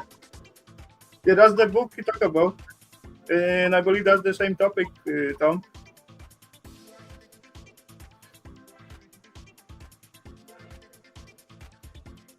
See how that's what I meant. How he show up or explain the story. I have no ability for doing that. To recall all those tiny little things.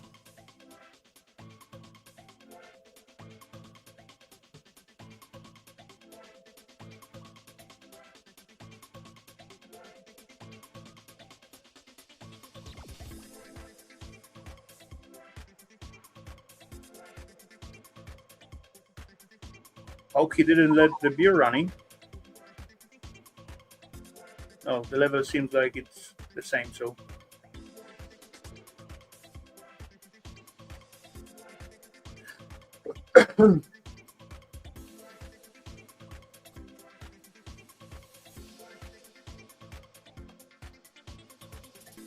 Sure. There we go. A Higher Call by Adam Makos. Incredible true story of heroism and chivalry during the Second World War. 5 days before Christmas 1943, a badly damaged Allied bomber struggled to fly over wartime Germany, as its controls was a 21-year-old American pilot. Half his crew lay wounded or dead. Suddenly, a Messerschmitt fighter pulled up on a bomber's tail.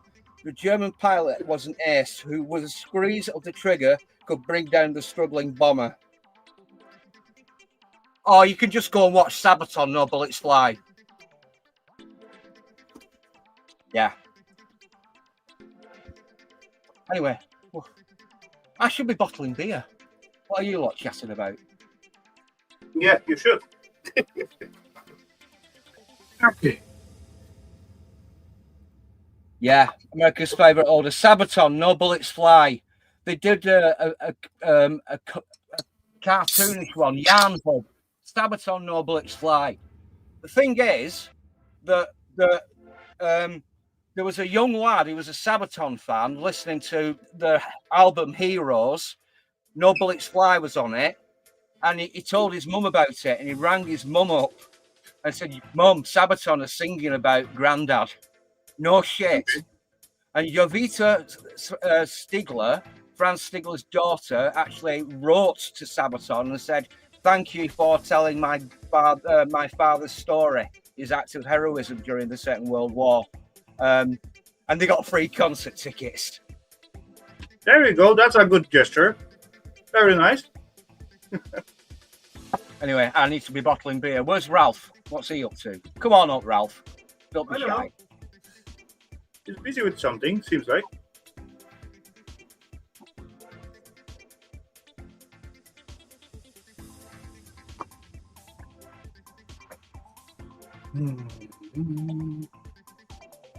I remember way too much. Oh well. Yeah.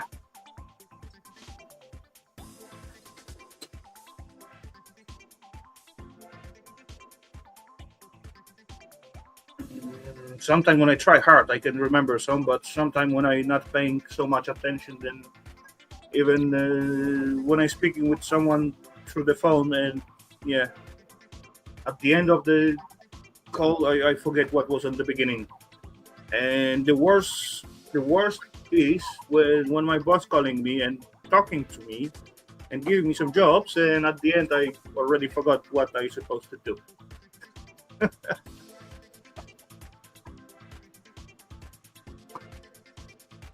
But oh well. What can I do? I got to record the calls. Yeah, that's the way.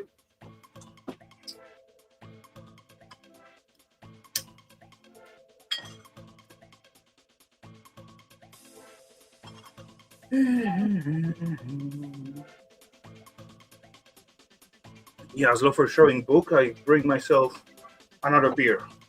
This one is nice and chilly. Yummo.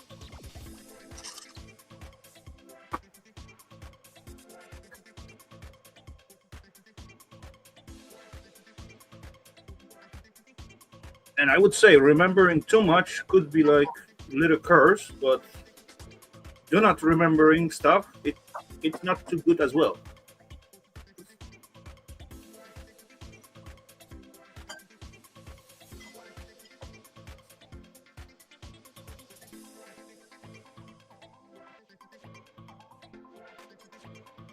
Last time I forgot about my dentist visit. I don't know how I did that, but Don't talk to me about dentists. that was Whenever I go for my appointment for a checkup, I sit down in the chair and I smile at her, and she goes, "Oh, it's you again." yeah. But yeah, to be funny, one day before the self appointment, they send you a message, right? Yeah. One day before, and I get those message. I open it up, and I see, oh, dentist, okay, and shut down the phone, right? And that was actually Sunday, and then Monday was my appointment. And later on, as I going through my phone, I don't know, Facebook or something, somehow I got commercials of dental gear. I don't know why. Well, you click cookies, it's called data harvesting. It's gotten to the point now where I don't even answer my telephone unless it's a recognised number. And I keep telling my customers, or anybody that rings me up, I said, if you save contacts in my phone, if I'm available to answer it and take your call, I will do. But I'm getting so much phishing and advertising scammers at the moment. You pick up your phone and it's an unrecognised number, and you think, "Oh, hang on, is it somebody's given me number to somebody else because they want me to do some work for them or something?" And I think, "Go on, I'll answer it." Bang! I listen to it, and then there's a pregnant pause, and it lasts about 3, 4, 5 seconds, and then all of a sudden, an automated voice comes over, and you go, "Oh." You know what I do at that point? I just let it play. I just mute it and let it play. I waste the time. We weren't trying to waste. The last one I got was somebody trying to contact. Oh, in fact, actually, one wasn't an automated voice. It was, I presume it's an Indian call center, because there's a lot of call centers. Because India speak English, don't they, in India? Yeah. So I thought it. Hello there. It sounded like Apu of The Simpsons. yeah. I get that. Have a nice day. And it was somebody trying to sell me missold car insurance or something like that. And I thought, oh, for God's sake. I said, I've only ever paid cash for cars. I've never bought car on finance. Who gave you my number? Hung up. Complete waste of time. Whoa. Yeah, correct. That's just wasting time. Because every time your phone ringing, you got to lift your butt up to pick it out from the pocket and stop whatever you're doing, check it out, and then come on. If you get like few calls by day, that's plenty minutes to lose. And Yeah. time is quite pricey these days. Yeah, but speaking about this dentist appointment, that was a little bit funny because I was actually finished brushing my teeth at Monday, and my phone began to ring, and I look at it. Oh, dentist calling me, and I thought, oh, maybe they want to change the time of my appointment because they often call me if they have like free window, and they know I normally in the area, and they ask if I can come like this time or that time, let's say in 1 or 2 hours, just to fill up the graph. There's graphic, right? And I used to agree to that because faster I go, I will have it behind me. And yeah, this time I thought that was not the same call, and the lady tell me, "Hey, don't you got like appointment with us?" I said, "Yeah, I know, but that's gonna be Monday, 18th." Yeah. What day is today? I said, I don't know, 16 or something. No, it's 18. And I was puzzled. I was totally behind. I don't know how. How I did that. Of course, the only person you ever have to answer the phone to, if you're working, is the wife. Because if you don't answer the phone, you know you'll get it in the neck later in the day. They always say, if I'm working for somebody else, it's rude to answer the phone if I'm charging somebody else for my time. But the wife rang me up last week to tell me that it looked like it was going to rain. So could I bring the washing in? I said, I'm 10 miles away working. You want me to jam tools on a job? Drive home to bring the bloody washing in? Unbelievable. I've still not weeded the driveway. I'm going to be in trouble when she gets back. She's gone on holiday again. She's on South Coast in camper van. But second holiday this summer. Second holiday. She gave me a long list of stuff to do. I've got to replace and refelt the bloody shed roof, and I've got to weed the driveway. Well, where'd you find the time and the energy? I'll be in trouble.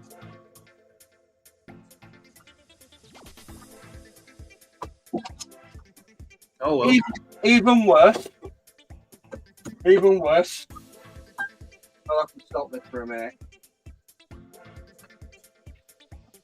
Even worse. She's going through that period of women go through when they reach a certain age. Yeah. Holy crap! Holy. When the hormones go out. Yeah. You poor guy. That's my fault. That's my fault as well. Think of the word menopause. It's got the word men in. So it's my fault. That's all men's fault. The mental illness. It's always the bloke's fault. There's no getting away from it. No wonder. Women are clueless. That's why I have cats. Hey, come on, not all of them are clueless.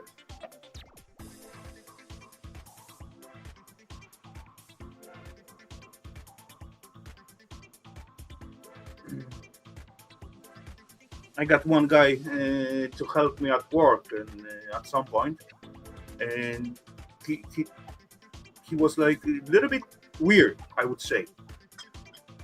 Normally, no one like insulation job with those glass wool and all that kind of stuff, because it's like itchy as you're doing it, right?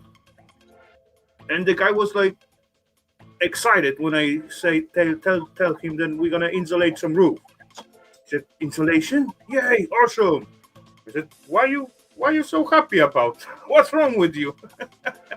You love insulation. I love insulation. I like to do it. Oh, okay, good. That's even better. But then the guy, just to show me how much he liked the insulating, he just grabbed like a piece of it and bite it. Okay, what the fuck? Yeah. just finished the first fix on a bathroom refit, and Mhm. everything's been moved around. Toilet's going in a new different location, the basin, the toilet radiator's been moved. Hey, everything's been moved around. I have to set the entire floor up, move all the pipe work, lower the level of the floor, put battens in and 18mm ply, expanding glue between the joists to seal it once it gets all the pipe work and everything. So what do you mean by moved around? They changed the project or what? Oh no! Well, everything was being moved around. Total different design layout and everything. So I said to him, Okay. I said, look, I don't know how much work, time, or material costs are involved in this job, but as soon as it's all done, I will know. I'll give you I said, I'm not doing the tiling. I'm not doing it. He got 4 foot tall. What's this in metric? Americans are 4 foot by 2 foot. So we're looking at 122mm by 600mm wide, 10mm porcelain tiles. I said, look, I don't have a tile kit big enough to cut them. You have to get a tiler to do that. I'll do all the first, then I'll invoice you for the work. So it was a hell of a job, buggering about, moving stuff around. What's going on here? Where's that going to go? Double and everything. So he even wanted completely waterproofing all of the walls, not just behind the shower enclosure. He wanted walls tanking out behind the basin and the toilet. I said, well, why? What for? You're only going to have a little bit of condensation, and you've got an extractor fan. You're only going to have a little bit of condensation. It's going to evaporate. It's not going to. No. I want it, and I also want sound insulation putting between the timber frame stud walls. So I said, well, sound insulation. I said it's regulations in all new builds, but it's not like the rock wool that you get in lofts. Loft insulation. That's plastic based. The stuff you can put between walls for acoustic insulation. You can get into like some sound insulation similar to rock wool, but it's much denser and much heavier. But for the sound, we basically use like extra layer of gips. Well, you could do. The thing is, this stuff was 72 quid for a roll. Yeah. Whatever I use, whatever's left over, you can throw up in your loft. So I put it all in. I actually tanked out everything. I used cement board on the masonry walls. I used that fibrous stuff that you can cut with a knife and snap, with the stainless steel screws for the studs.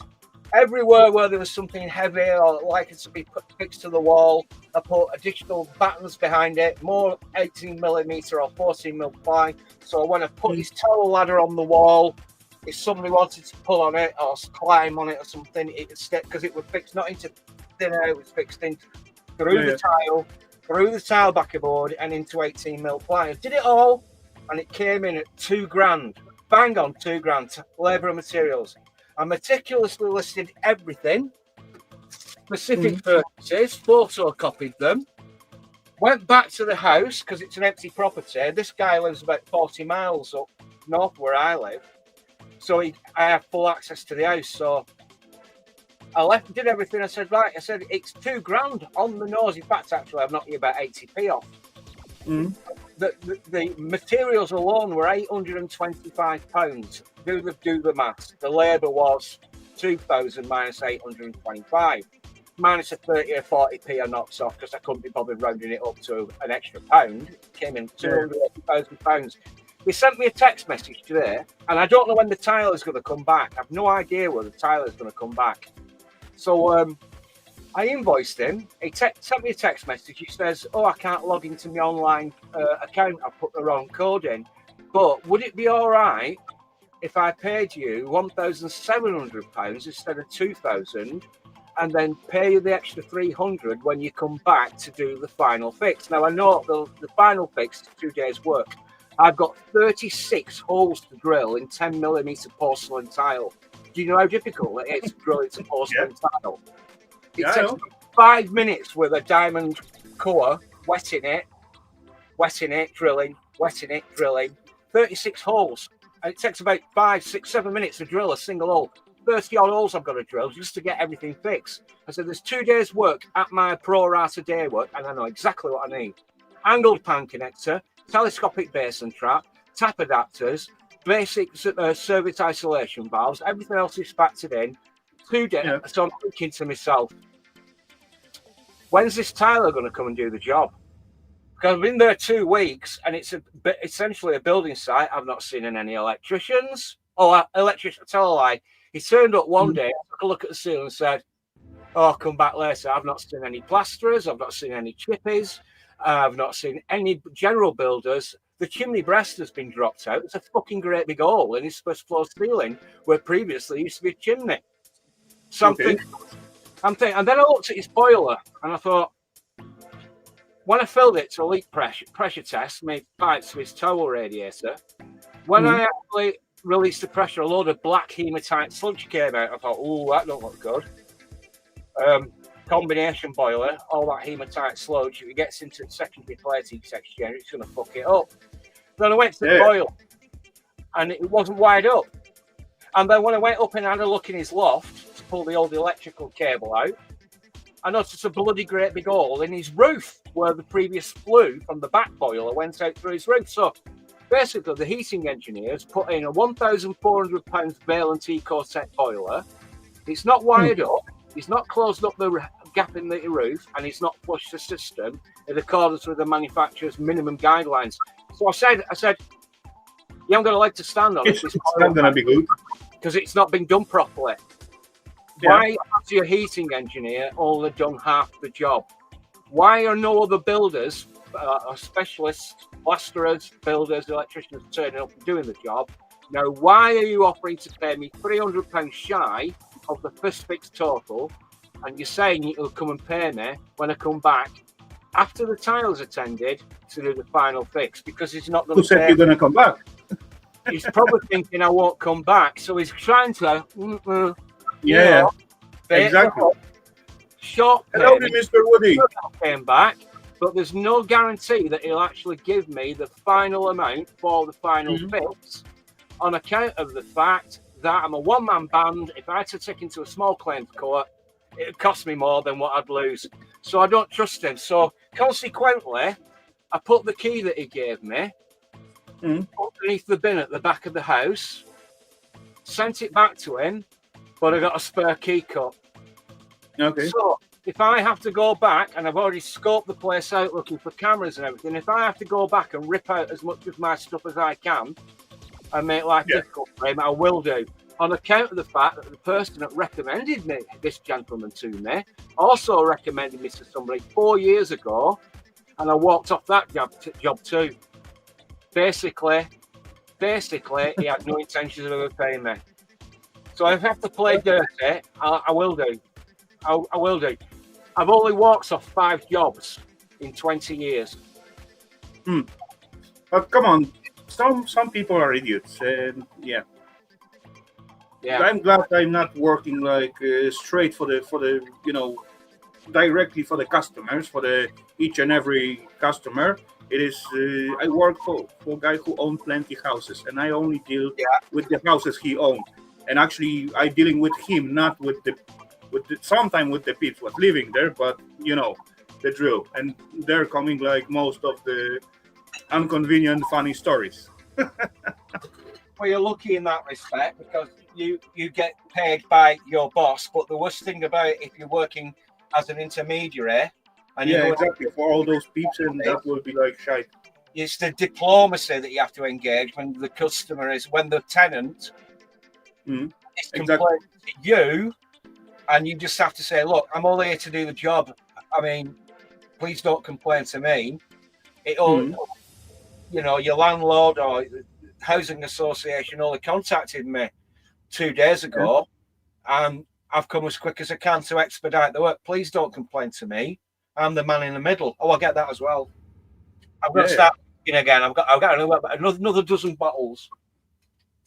Yeah, last time I redone one bathroom. Actually, there was not little refreshment, so I just put new tiling on the floor and straight up the floor and put the slope on the right way, so water will run away instead of collecting each and every other corner. Then there is like place to water for run out.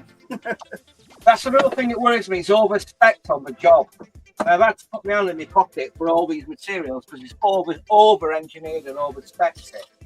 So Yeah. alarm bells were ringing. They really were. Let's see. I'll keep you updated. But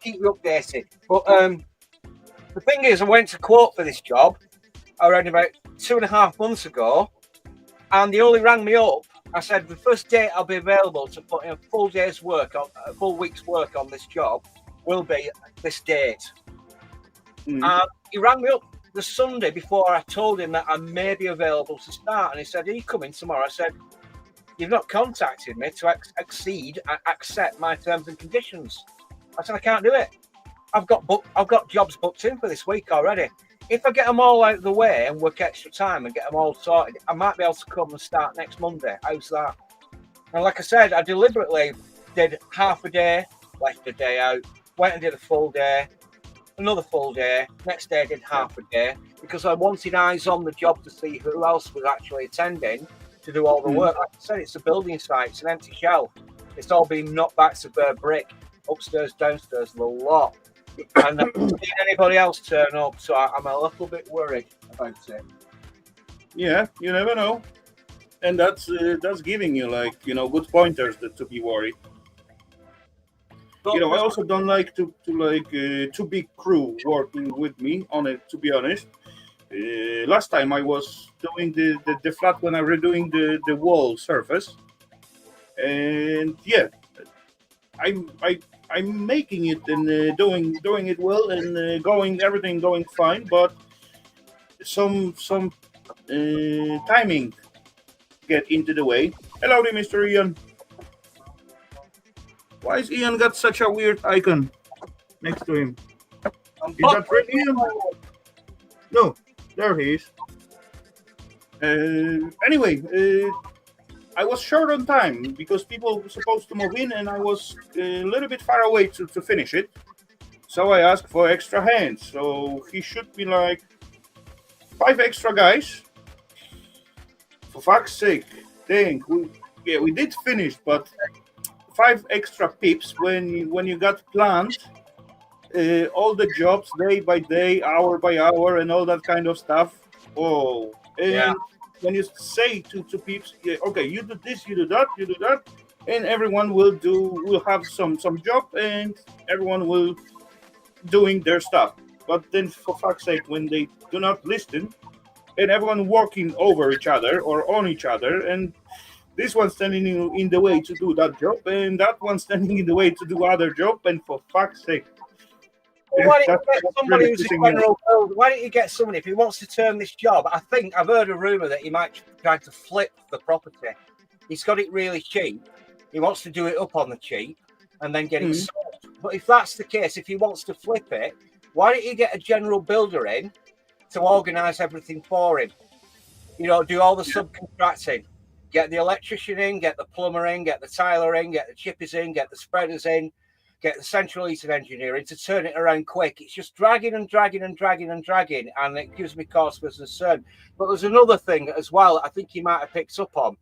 I've actually got all his brassware stacked up behind. I've taken it off site, and I told him, I said, look, I've taken your taps and your shower valve kit and your radiator and your valves for your radiator and everything. He's even got a trigger activated thermostatic arse washer. Yeah. Go on next to the toilet. I've taken it all off site. I said, I've taken it all off site and I've repackaged it because the last thing I want to do, in case when I come back, is to find that somebody get around and there's something missing. Yeah. So that's another thing that I've got over on him is the fact that I've got about 400 quid's worth of stuff that he's bought in on the job. Yeah, but still, that's 1,400 quid. But still, you're not gonna sell it for that money. Yeah. First of all, second of all, they are frozen, right? Frozen money. Yeah. So until you got like similar job to do, you cannot use it. Yeah, like wait, that was yesterday, Friday. I got like a little water heater to replace. That was just a simple electric one, small 30 liter bugger. Should be easy, right? just take the old one, get the same model, and just put instead of the old one. Nope. 4 hours. 4 hours fight.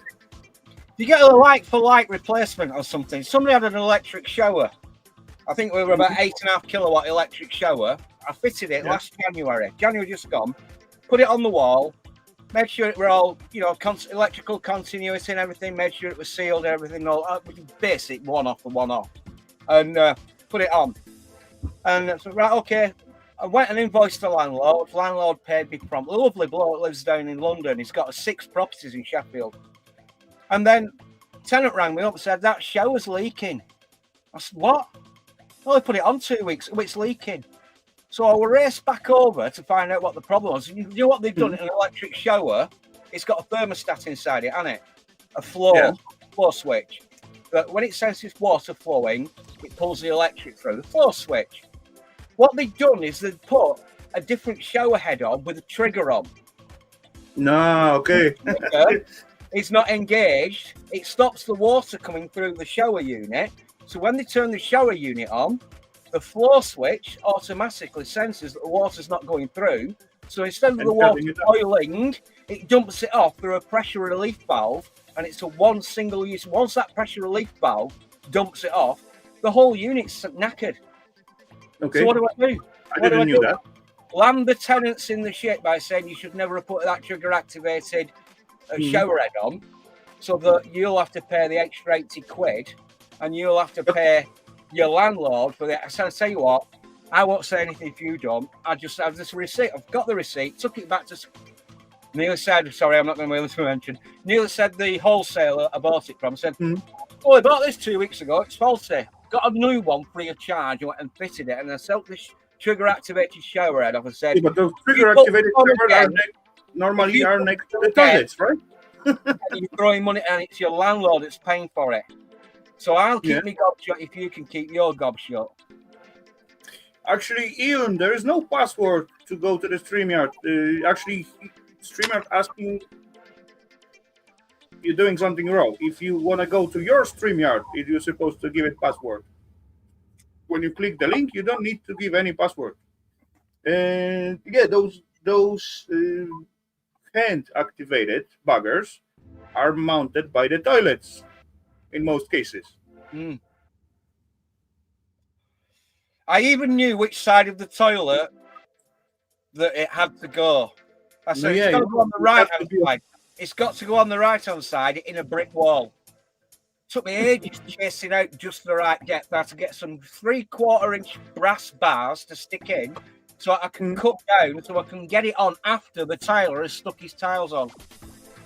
I've even given the tiler a temporary cold feed outside of the bathroom for filling his buckets and washing his buckets out, so we didn't have to keep going up and downstairs, on account of the fact that the pipe collars are so small. Once you drilled around that, if he over drills that tile, why don't I put the pipe collars on, you'll be able to see a bloody hole. Unbelievable. You got to jump through increasingly smaller hoops to please some folk. There was last week I supposed to mount those extra little pipe for washing the buttocks. But I didn't go, I didn't mount it on the wall. I just buy extra, toilet pipe connection for water what going into the toilet. So just little T connection, right? In there, and you can connect it here if you want. So they have cold water, very cold water.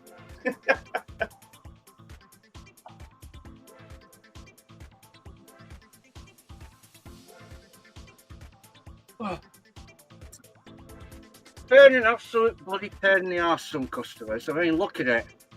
Okie dokie, no worries, Ian. Wall mounted.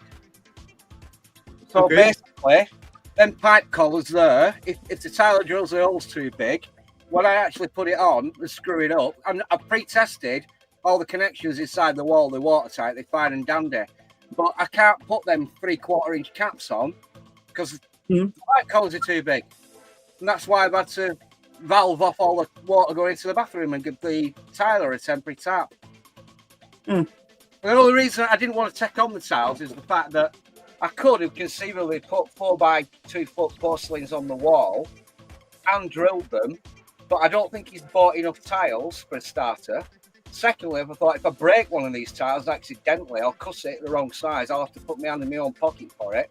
I thought, bugger that. I thought, I'll do the first fix and make sure he pays me for it and use the excuse that I'm not doing the tiling. I can't do the tiling. As an excuse to pay with, like I said, he's already coming up 300 quid short. Yeah. Like I said, I don't think the central heater, I think he's gone out and bought a boiler and he's just got a generic plumber to install the boiler. And I don't think he's registered it with gas safe. So I've taken the serial off the boiler and I've rung my heating engineer up that I work with. And I've said, can you check whether this boiler has been installed with gas safe? So I gave him a voicemail a couple of days ago. I'm still waiting for him to get back. Now, if he gets back to me and says, Stuart, that boiler has not been registered with Valent Boilers or the gas safe register, it's been installed illegally, I'll know that this guy's pulling a fast one. What do I do? Take the 300 quid hit now and not go back and fit the bathroom, or risk going back, fitting the bathroom, and him not paying me 600 quid plus about 170 quid worth of materials? I think I'll cut my losses. I think I'll get the money and I'll bugger off. I might be nice enough to dump all his very expensive brassware on his back doorstep and say, fuck you, I'm not coming back. Yeah, that's one way. You're gonna decide. That's that's your decision. But yeah, when you see like issues gonna come, so yeah.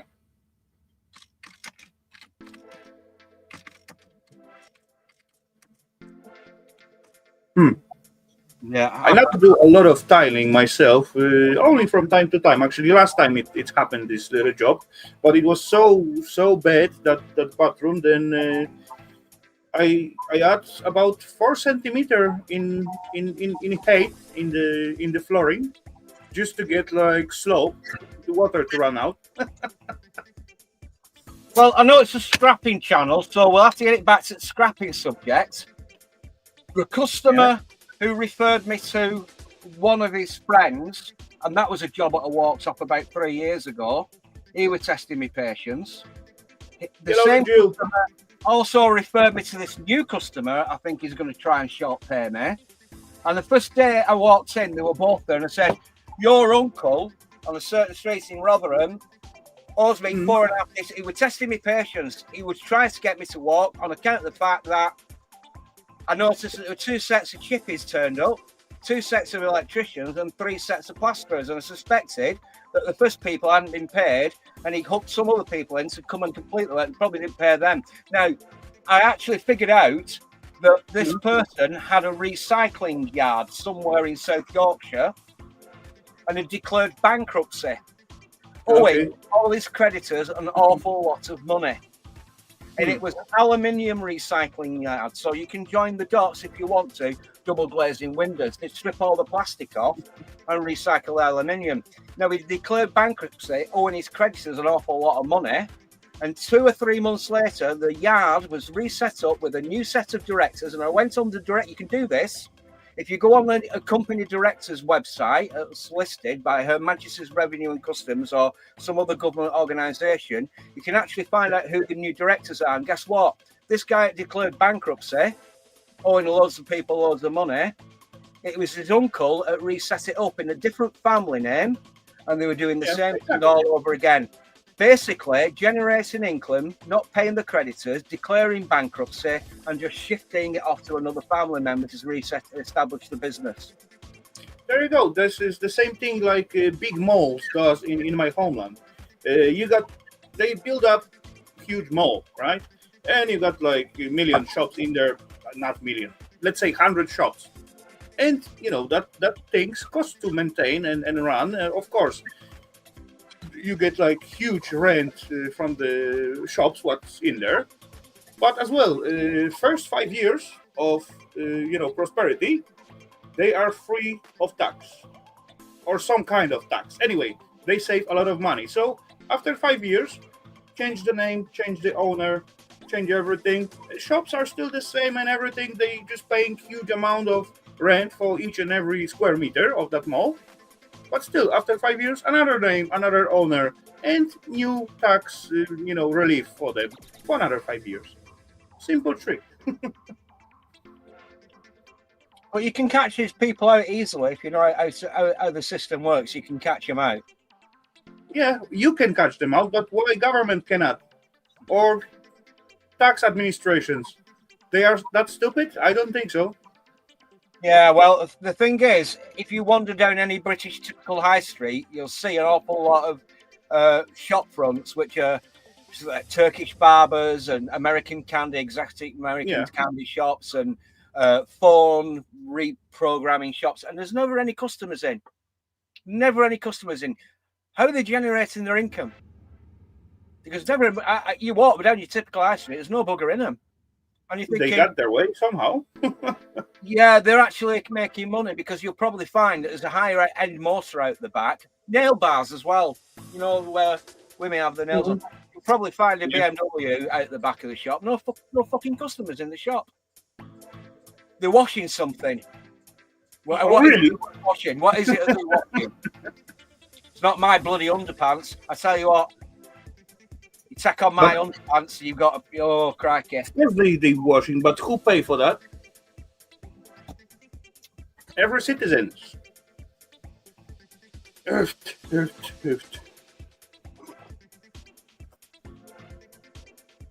Yeah, I've got about that much to bottle. It's got to be done. I'm coming down. I'll be back in 5 or 10. All right. No problemo. What time? 2:37. Okay, so let's. Oh, Jill said she may join in 40 minutes. 1:48. Okay, I don't think we're gonna be that long, but oh well, we will see. It's almost midnight in here.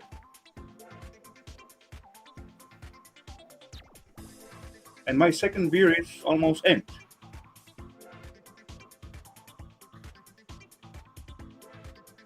Now it's gone. What are you gonna do now?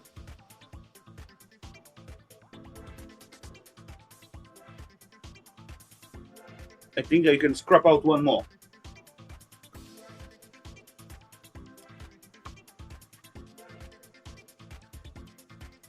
Share your referral link. For the StreamYard. StreamYard get like too expensive for sharing referral link. I don't think anyone will even bother to click on it.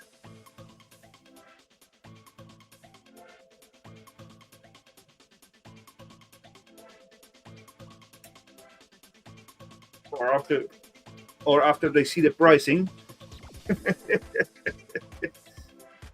I will not get a good feedback.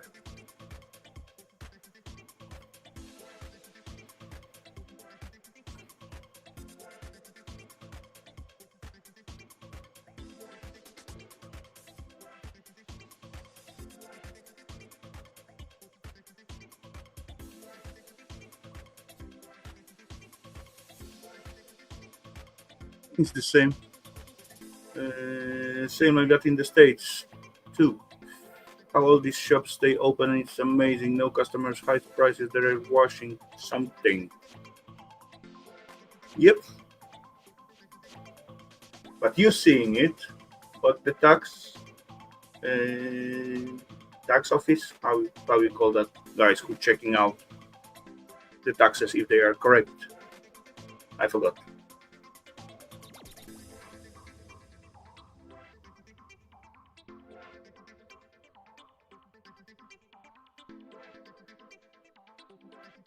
Yeah, as I said earlier, I don't believe they are such a idiots and do not see it. They just don't want to see it. That's it.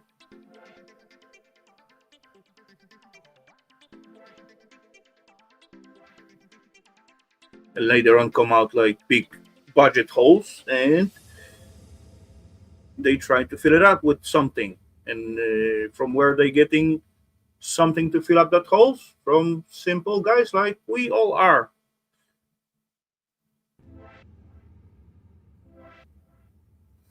Okie dokie, Tom, no problemo. Do what you need to do, sir. Thanks for stopping by. Have a good one out there.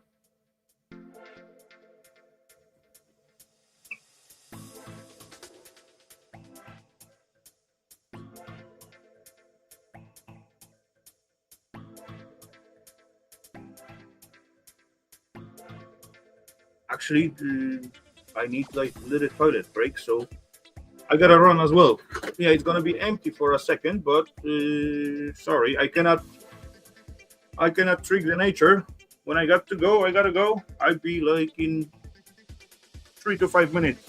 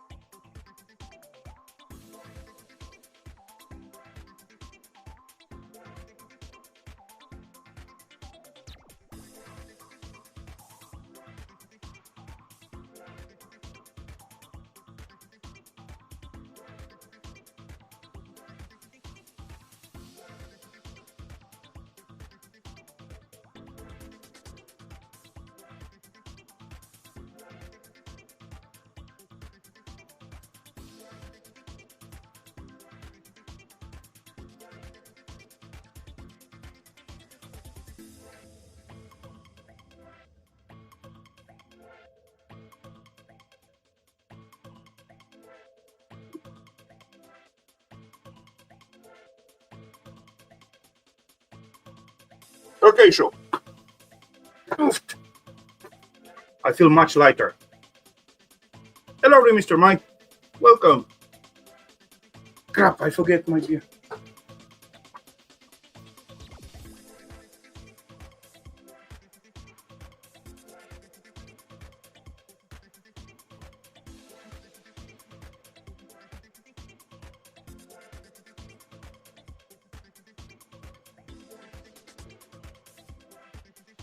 Okay, got it.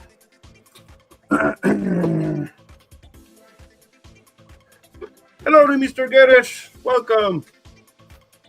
Yeah, sorry, I was at the. I have feeling very. Yeah, I have very great feeling to go and sit above the water. I'm back now. Anyway, cheers.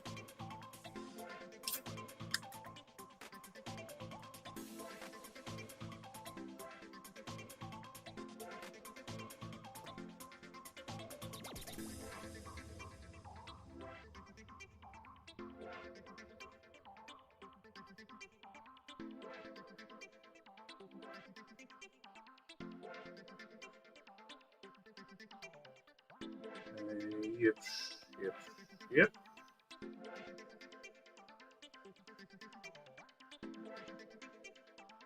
Boom, we just hit midnight. Oh well. Weekend is ending. Sunday already. Holy crap. Yeah, plan for today it's to go for the shroomies. Yeah, that's the good plan. I haven't been today. Anyway, it was little rain, so that's good. Normally going on Saturdays. But yeah, Sundays can do as well. Or what I need to do, just sleep over and wake up before noon will be good.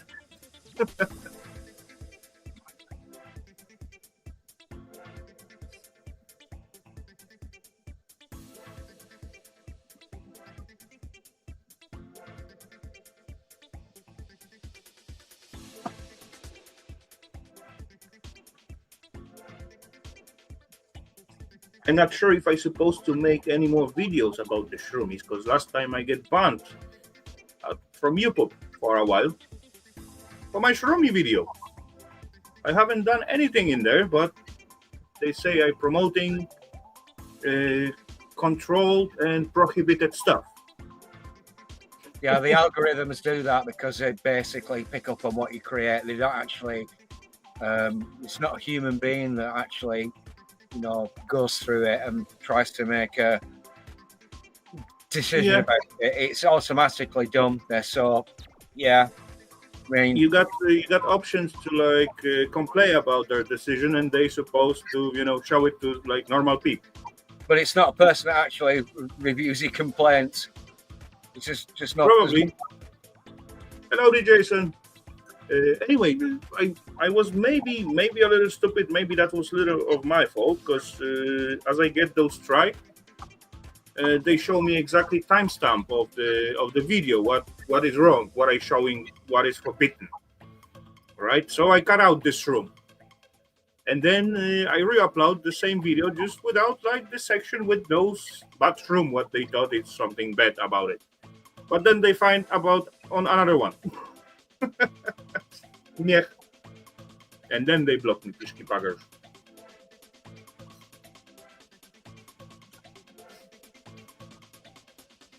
Oh, well. I just put like one short bit yesterday. So next one, I believe I'm gonna try with the shrooms. Otherwise, if something went wrong, I'm gonna be blocked for 2 weeks.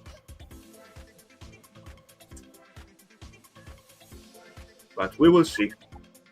I even on the second video where I edit out those bathrooms and the piece what they don't like, I even put disclaimer about collecting shroomies. but it doesn't help. Plus, I complain on their decision that was denied.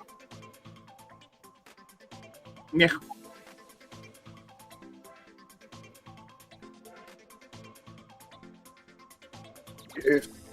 Crap. I do see myself when I scratching myself all the time. My face itchy. I gotta put some cream on it.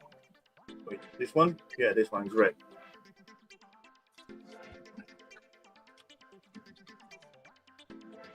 Some time ago, I get myself some skin infection.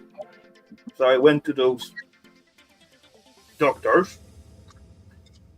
They gave me some cream to put on it.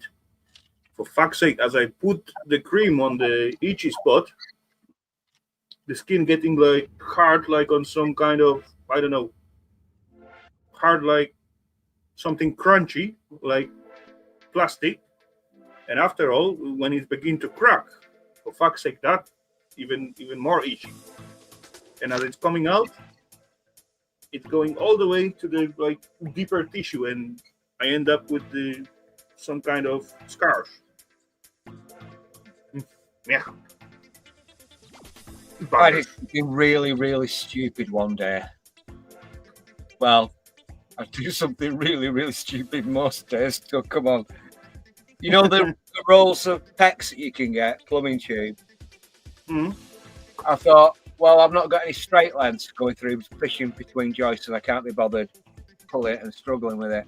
So I thought, I'll cut off some 3 meter lengths off a roll and stick it in a big tube and put boiling hot water in it, so I can actually get the plastic to get a memory to be reasonably straight.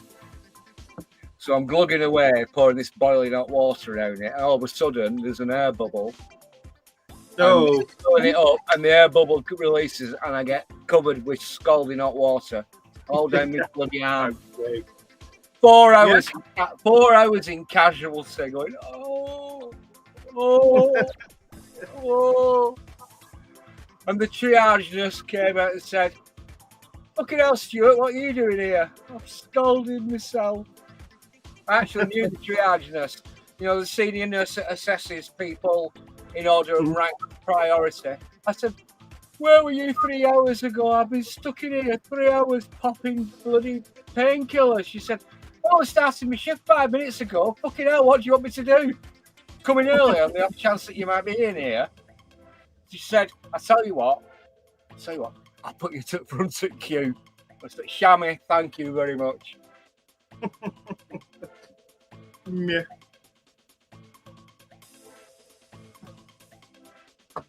Yeah. Sometimes when you try and do, or when you're too confident and think, that's gonna go, and it turns out it's gonna harm you. I think I can still, which arm work, the right arm or left arm, I can still vaguely pick out the scar tissue on it. Slight discolouring on that right arm there. What an idiot. We all do daft things. Yep.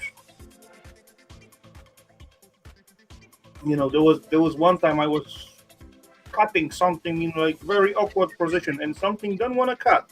And you know, I got those, hobby knife, Stanley knife thingy, and I cutting, trying to push as hard as I can, and then I see, holy crap, my hand is, that was 1 second thought on the head before it happened.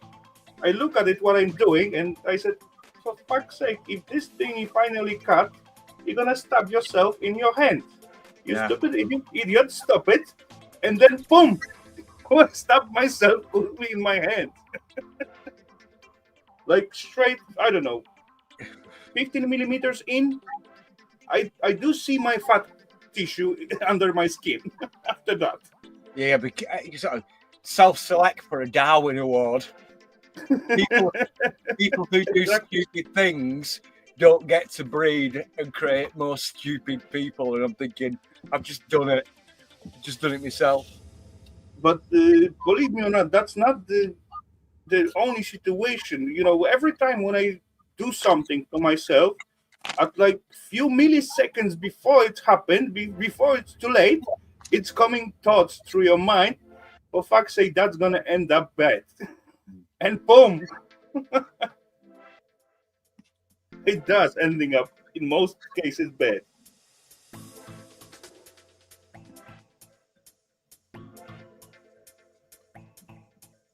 So that means I am smart enough, but I'm not quick enough. I'm not qualified for Darwin Award.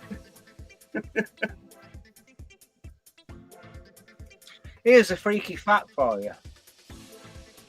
When Charles Darwin set off around the world on HMS Beagle collecting things, did he get a YouTube strike for collecting mushrooms?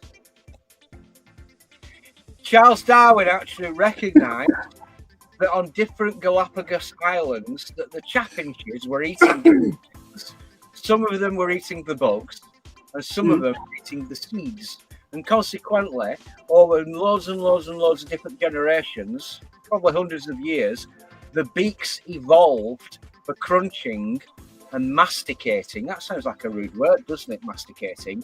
Makes note. Delete browsing history. The wife's got. Yeah, just to do. Yeah. I know what you mean.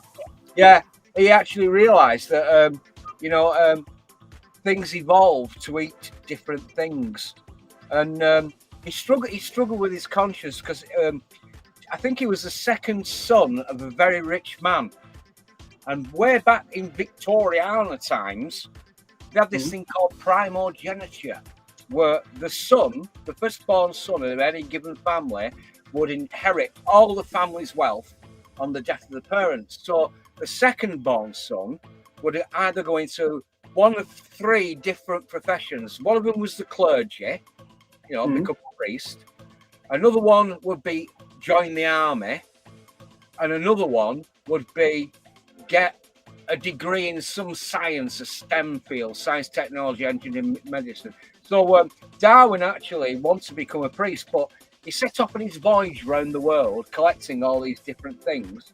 And when he came to realise that, he said, all living animals and all living beings genetically evolve over a very, very, very, very slow, long, protracted process called evolution. He struggled with this because he believed in God, and the Bible says that human beings are only around about 4,000 years old. And he struggled with it, and he actually had to get somebody else to employ part-time, cash in hand, you know what I mean?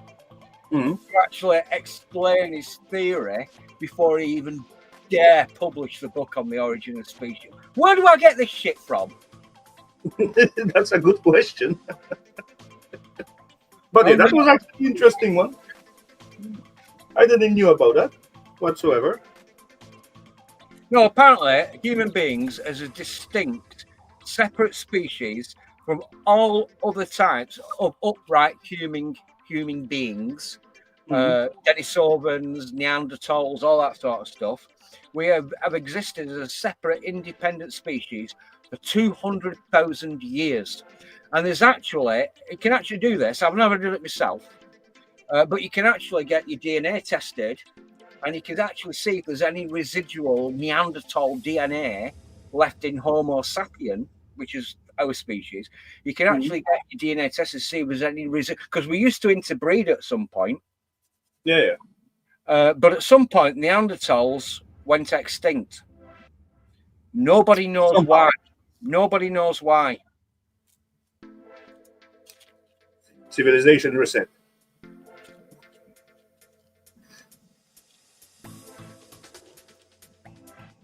Or just people getting officially, people just get smarter than Neanderthals, just kill them all.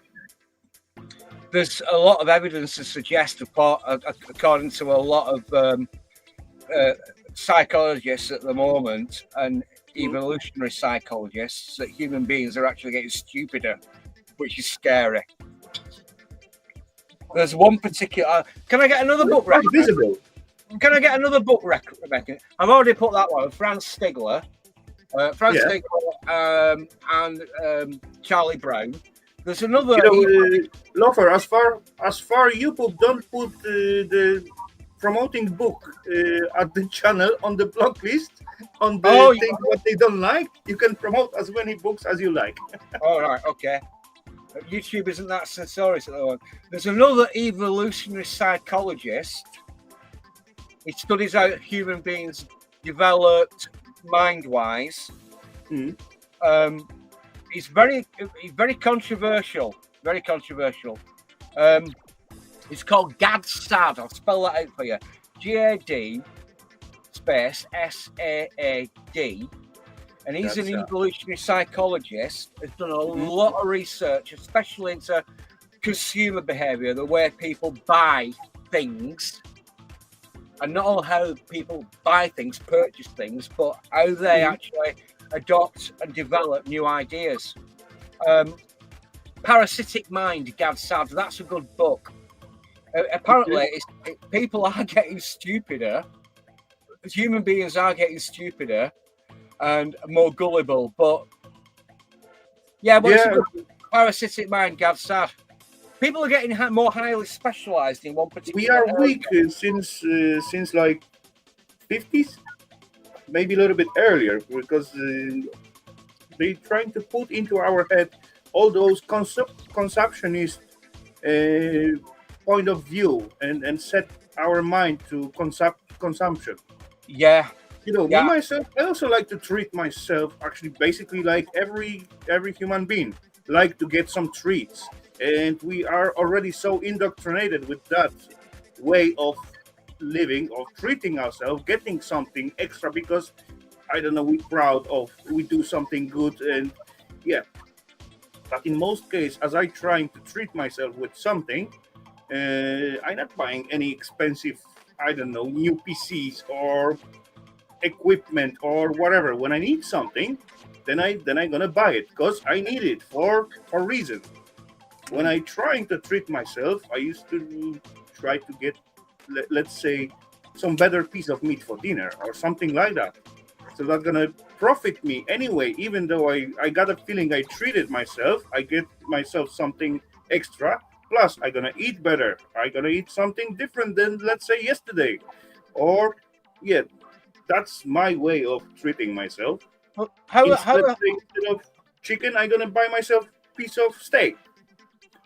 How are human beings actually motivated to behave in a certain way? There's positive push factors and negative factors as well that force human beings to make certain decisions. So basically, we're pleasure seeking and risk avoidance or pain avoidance.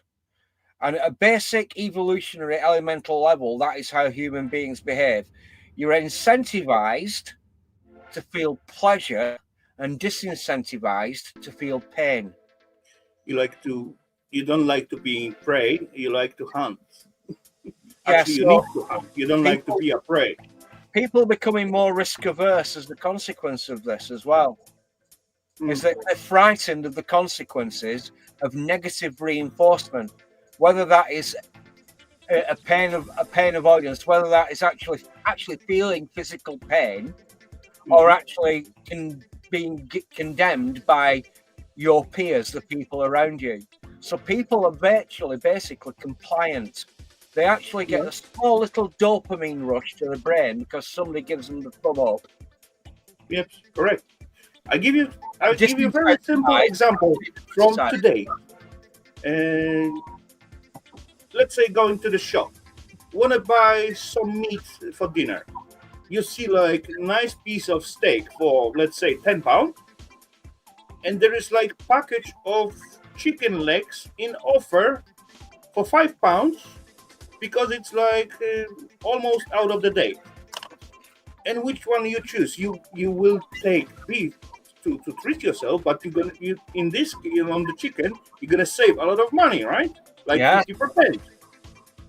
But you still can have like a little pain because if those meat wasn't correctly stored in the shop, or it is like close to the end of the use date, and then you're gonna feel the pain because you're gonna sit on the toilet for the next few hours, and your belly gonna hurt. Simple. How's that?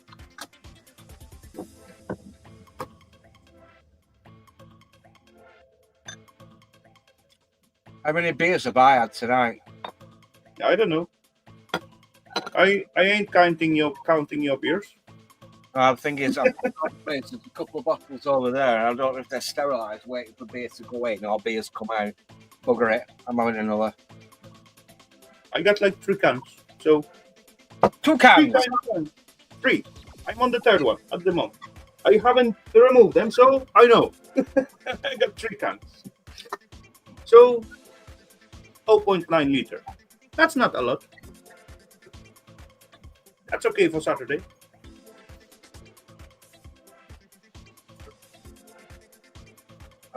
Check notifications, check emails. Has that twat give me that 1,700 quid yet? Oh, Ian Matthews uploaded 32 minutes ago. He's probably got bed by now. Somebody else is streaming that I often pop into. History YouTuber. Ain't gonna name drop. Yeah, nice bloke. Educated me on some cultural history with regards to the plantation of Ireland in the 1700s.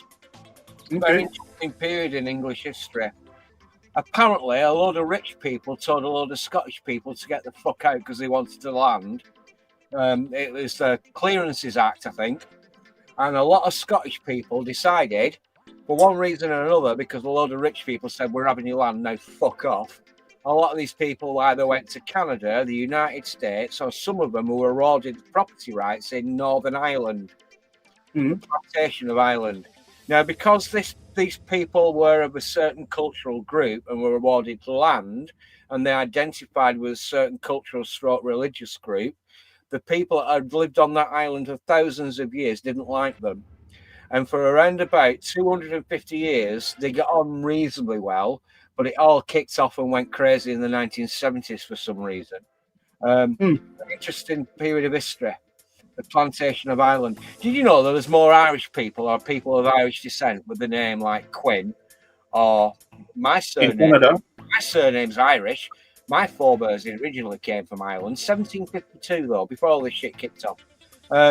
There's more people with Irish surnames living in fucking Boston than there is in the whole of Ireland. Okay. They got to know something. Definitely. Don't make me go back to my bookshelf. Thomas Sowell, Race and Culture, Thomas Sowell. That's a very good book. I mean, I read a lot of books, don't I? I'll tell you why. You know why? Because these things cost fucking much. The wife won't let me smoke in the house. So I go up to my bed and I lie in bed with a book. I pay £5 for it, second hand off eBay. I lie in bed with a book.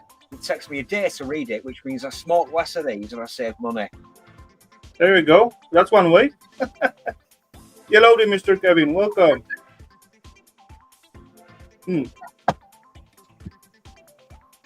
I may try that.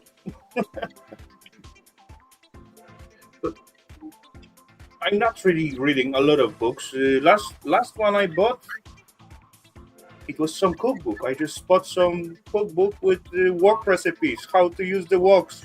And yeah, that was interested me a little bit. So I said, okay, I can buy that book. I may use 1 or 2 recipe out of it. But honestly, I got like quite good collection of cookbooks. But honestly, I believe I did use like maybe 3 or 4 recipes out of these books. Not really a lot. I don't know for what I buy them. There was one what I really liked, and I kind of used few recipes out of it. That was 365 dinners, and that was actually according to the season, and you got to use seasonal products what it's on that time available in most cases. Of course, these days we got everything all over the year. Yeah. But yeah, seasonal kitchen or cooking, I believe it's better for all of us. Plus, it give us like little diversity in the food or in the meals what we eating through the year.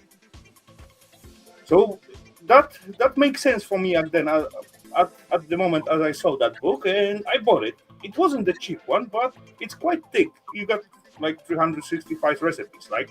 So and I we did like quite few of them, and in most cases they are okay.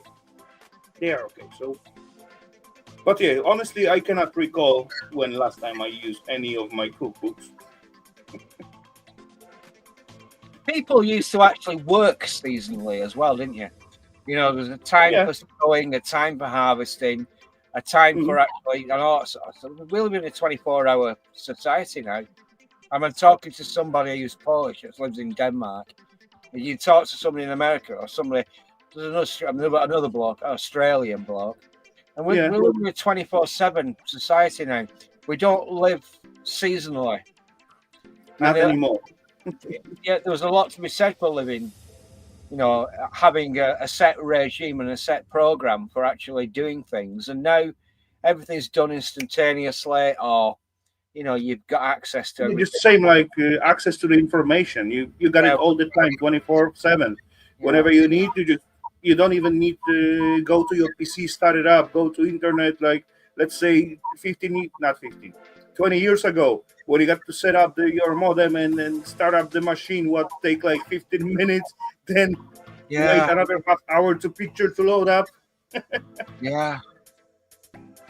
You just reach to your pocket, take out your phone, boom. Oh, okay, that's how it is. There's more programming and processing power in your standard iPhone than there was on the Apollo rockets. Oh, that was like calculator thingy, I guess. iPhone is much better, but come on, look at those Voyagers. They got calculation power like standard calculator, right? But they still going after when they send them up, 70 something or 80 something. 80 something. Wait, some time ago I read some article they saying about 40 years anniversary, so that got to be 80 something, right? Anyway, they're still going, they're still running. If you send out iPhone through the space, it's not gonna work that long. Definitely. Come on, self-power thing is like gigantic difference. How much power the Voyager need and how much power iPhone need to work. Plus, how often you exchange your calculator because it gets broken? Never. Otherwise, you smash it, you drop it, you physically destroy it. How often you changing your phone, or not you? How often people changing their phones because they work too slow, or there's something wrong with it, or just come out the new model. So like every 1 or 2 years, it's got to be replaced. Why? Exactly why? Because we need the old to one have still the works. newest one. But Yeah, think as about far the old one still works, but the new phone doesn't work more than 5 years. It's like super long life for the new phone. why is it on the iPhone that you can't swap out the battery anymore and just put a new battery in because the You storage just power get came the out. new one when it's get You've got to broken. go out and consume. You've got to go out and buy another one. And why is it that people are so over reliant on technology that basically everything can be done with one of these bloody things, and people are going around like this all the time?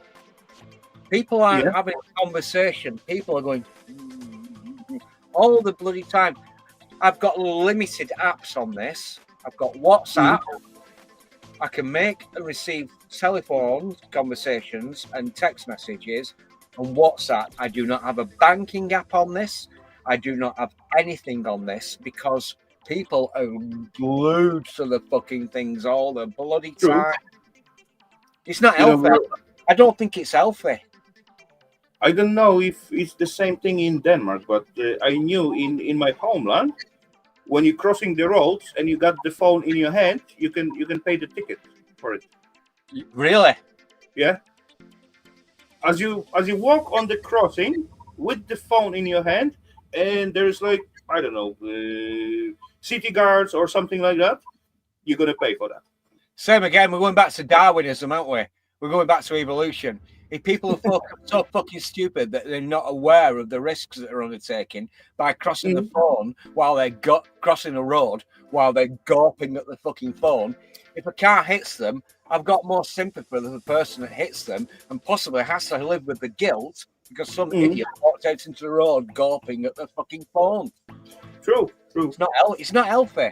It's not healthy. Technology moves too quick. Technology moves quicker than human evolution. I don't like it, but we need to rely on it. And instantaneous gratification, instantaneous messaging, instantaneous information, and all that sort of stuff. We're all on it. I don't like it. I don't think it's healthy because I've got 2 phones now. It's dangerous. I've got 2 phones now because this one here has got all my social contacts in, my friends and family, and it's got my customer contacts in. So if my grandma, anybody, my grandma, both of them are dead now, but if anybody wanted to contact me socially and wanted to ring me up, I'd see who's calling. Hello. Oh, don't forget, it's such and such body's birthday. Thanks for reminding me. Brilliant. Yeah, we just made a note. Yeah, right. Okay. Thanks. Yeah, I took that. And then you got another phone where a customer rings you up at 9:30 at night on a Saturday when you've had around about 5 or 6 of these and says, "I've got a dripping tap. Can you come out and fix it?" No. Put a sponge underneath it if you can't get to sleep. You're asking me to come out at 9:30 on a Saturday night? It's not happening. Like I said, instantaneous gratification. Yeah. It irks me. It really annoys me. There is one app what you can get on your phone to make it look unattractive for your eye, and it's actually deleting all the colorful icons. All what you got is like a black background and white text list of the option like messages, phone calls, and all that kind of stuff. And people use that to do not watch on the screen all the time, because when they get like message, and they open up the phone, there's not colorful, nice looking screen. It is like list, message, one next to it. You click on that, and then you can get onto your messages, right? Yeah. And they make like some kind of not checkouts. They give those up for few pips, and later on check out how much time they use on the phone. Even though you still can have like all the apps like Facebook and WhatsApp and whatever you can use on your phone, but it's not in colorful version. It's just as a list.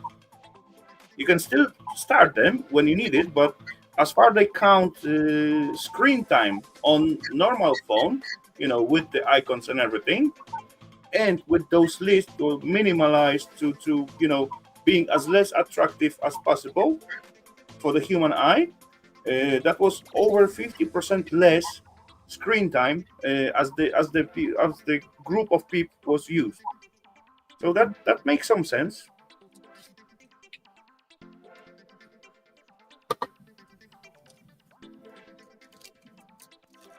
Especially when you have that for the kids, because kids love like colorful stuff. Every human eye like colorful stuff. They get like interested and intrigued, and yeah, that's how it works.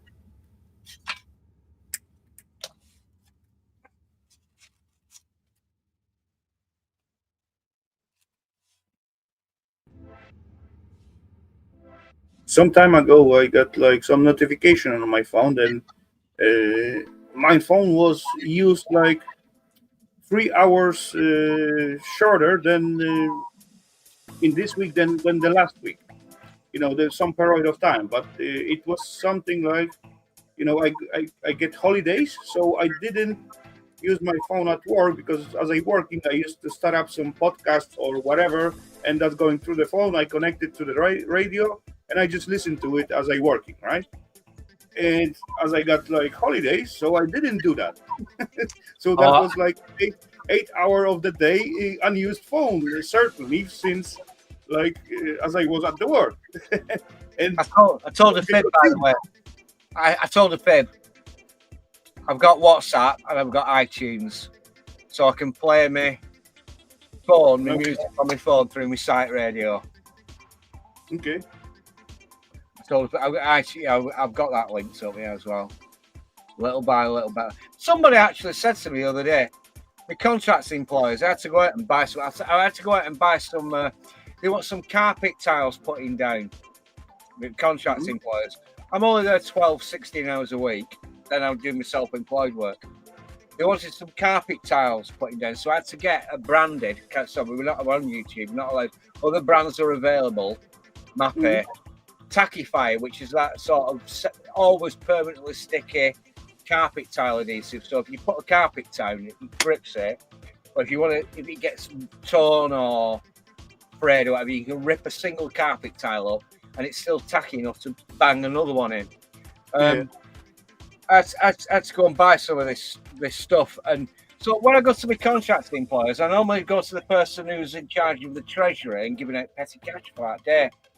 And so I normally go down to any, electrical supplier, if it's light bulbs or ballast or whatever for repairing lights or what have you, or a plumber's merchant or your local stack it high, sell it cheap, B&Q, screw fix, tool station stuff. And I have to produce one of these damn things. So I said to this millennial type lass, I'd say she's like in her early, mid-20s. I said, "Are you on the treasury today?" She said, "I've got a petty cash voucher.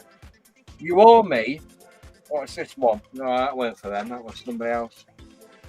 "You owe me so much for such and such a thing. Here's the receipt. I've paid £10.20 for it.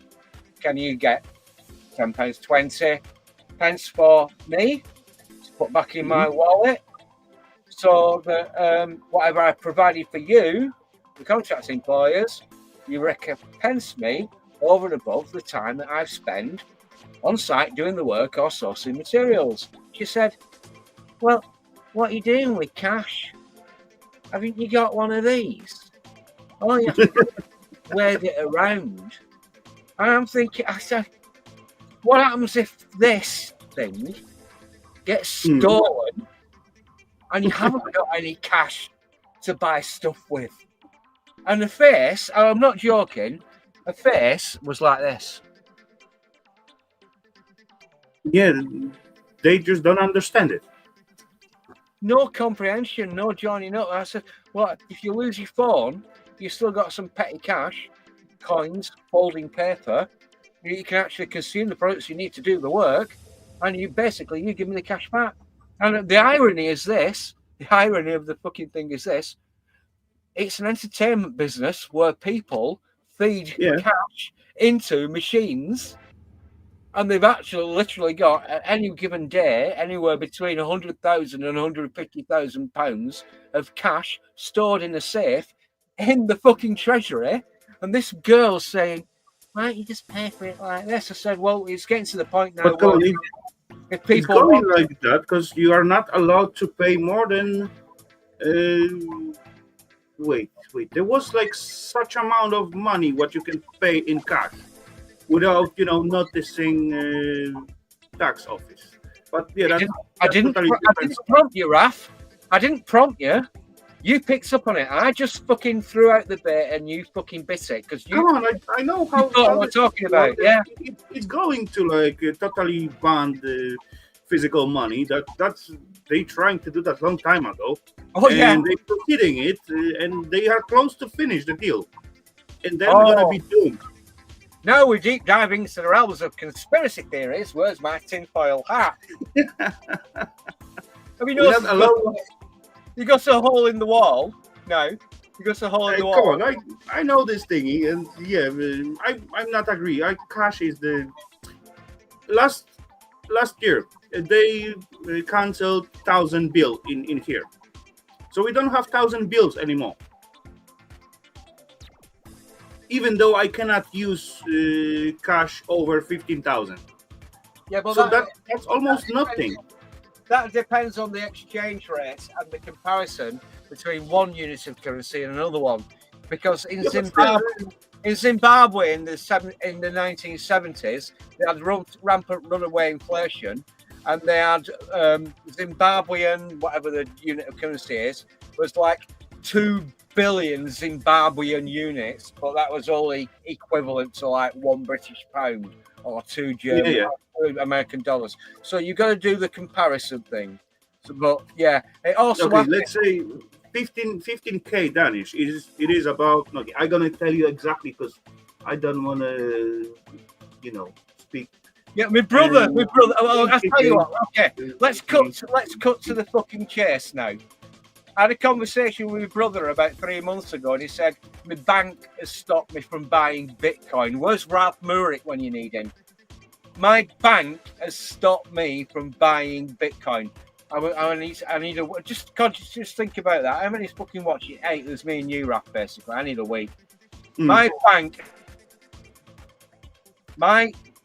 has stopped me from buying Bitcoin because they're asking you. Yeah, pisky buggers. Anyway, 15k Danish is like 1,739 and 76 pence. 1,740 in English squids. We're not allowed radio at work anymore. How's that? You know what? Because they put taxes on radio. Yeah, I heard something. EU are trying to push some laws. Then, if you not register your radio, even in your car, or as I got like a work car, and it is standard stuff. As you're buying the car, you got radio in, right? In most cases, not counting Volkswagen. It is standard equipment, but you got to register it and pay tax out of it. Stupid, but oh well.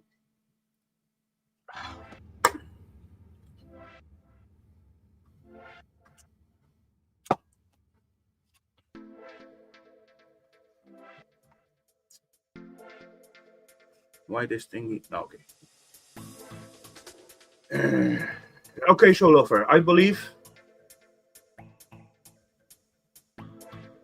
with 1 or 2 more beers, we're gonna start making new government. So I think we're gonna stop at this point. It was still funny, I believe, and yeah, a little informative and a little crazy as well. Point out some stupidity of our rulers as usual. That's not hard job to do, even without drinking. Anyway, we're gonna end this Saturday Scrap Night Live in this moment, ladies and gents. So we're gonna say thank you very much, everyone. Hope you got like at least a little bit of fun, a little bit of laugh, and 9 lost souls still watching us as we're rambling about some fun stuff. They might be multitasking. They might have fallen asleep. You never know. Could be. Oh, Bill show up. I'm Ho. Chicken is done. Time to rest. Yeah, it is time to rest. Like 1:45 at me. So, anyway, ladies and gents, and Bill, thank you for jumping in at the last second. Take care. Have a good one, and thanks for a good fun tonight. Cheers, peeps. And then boom. And then boom.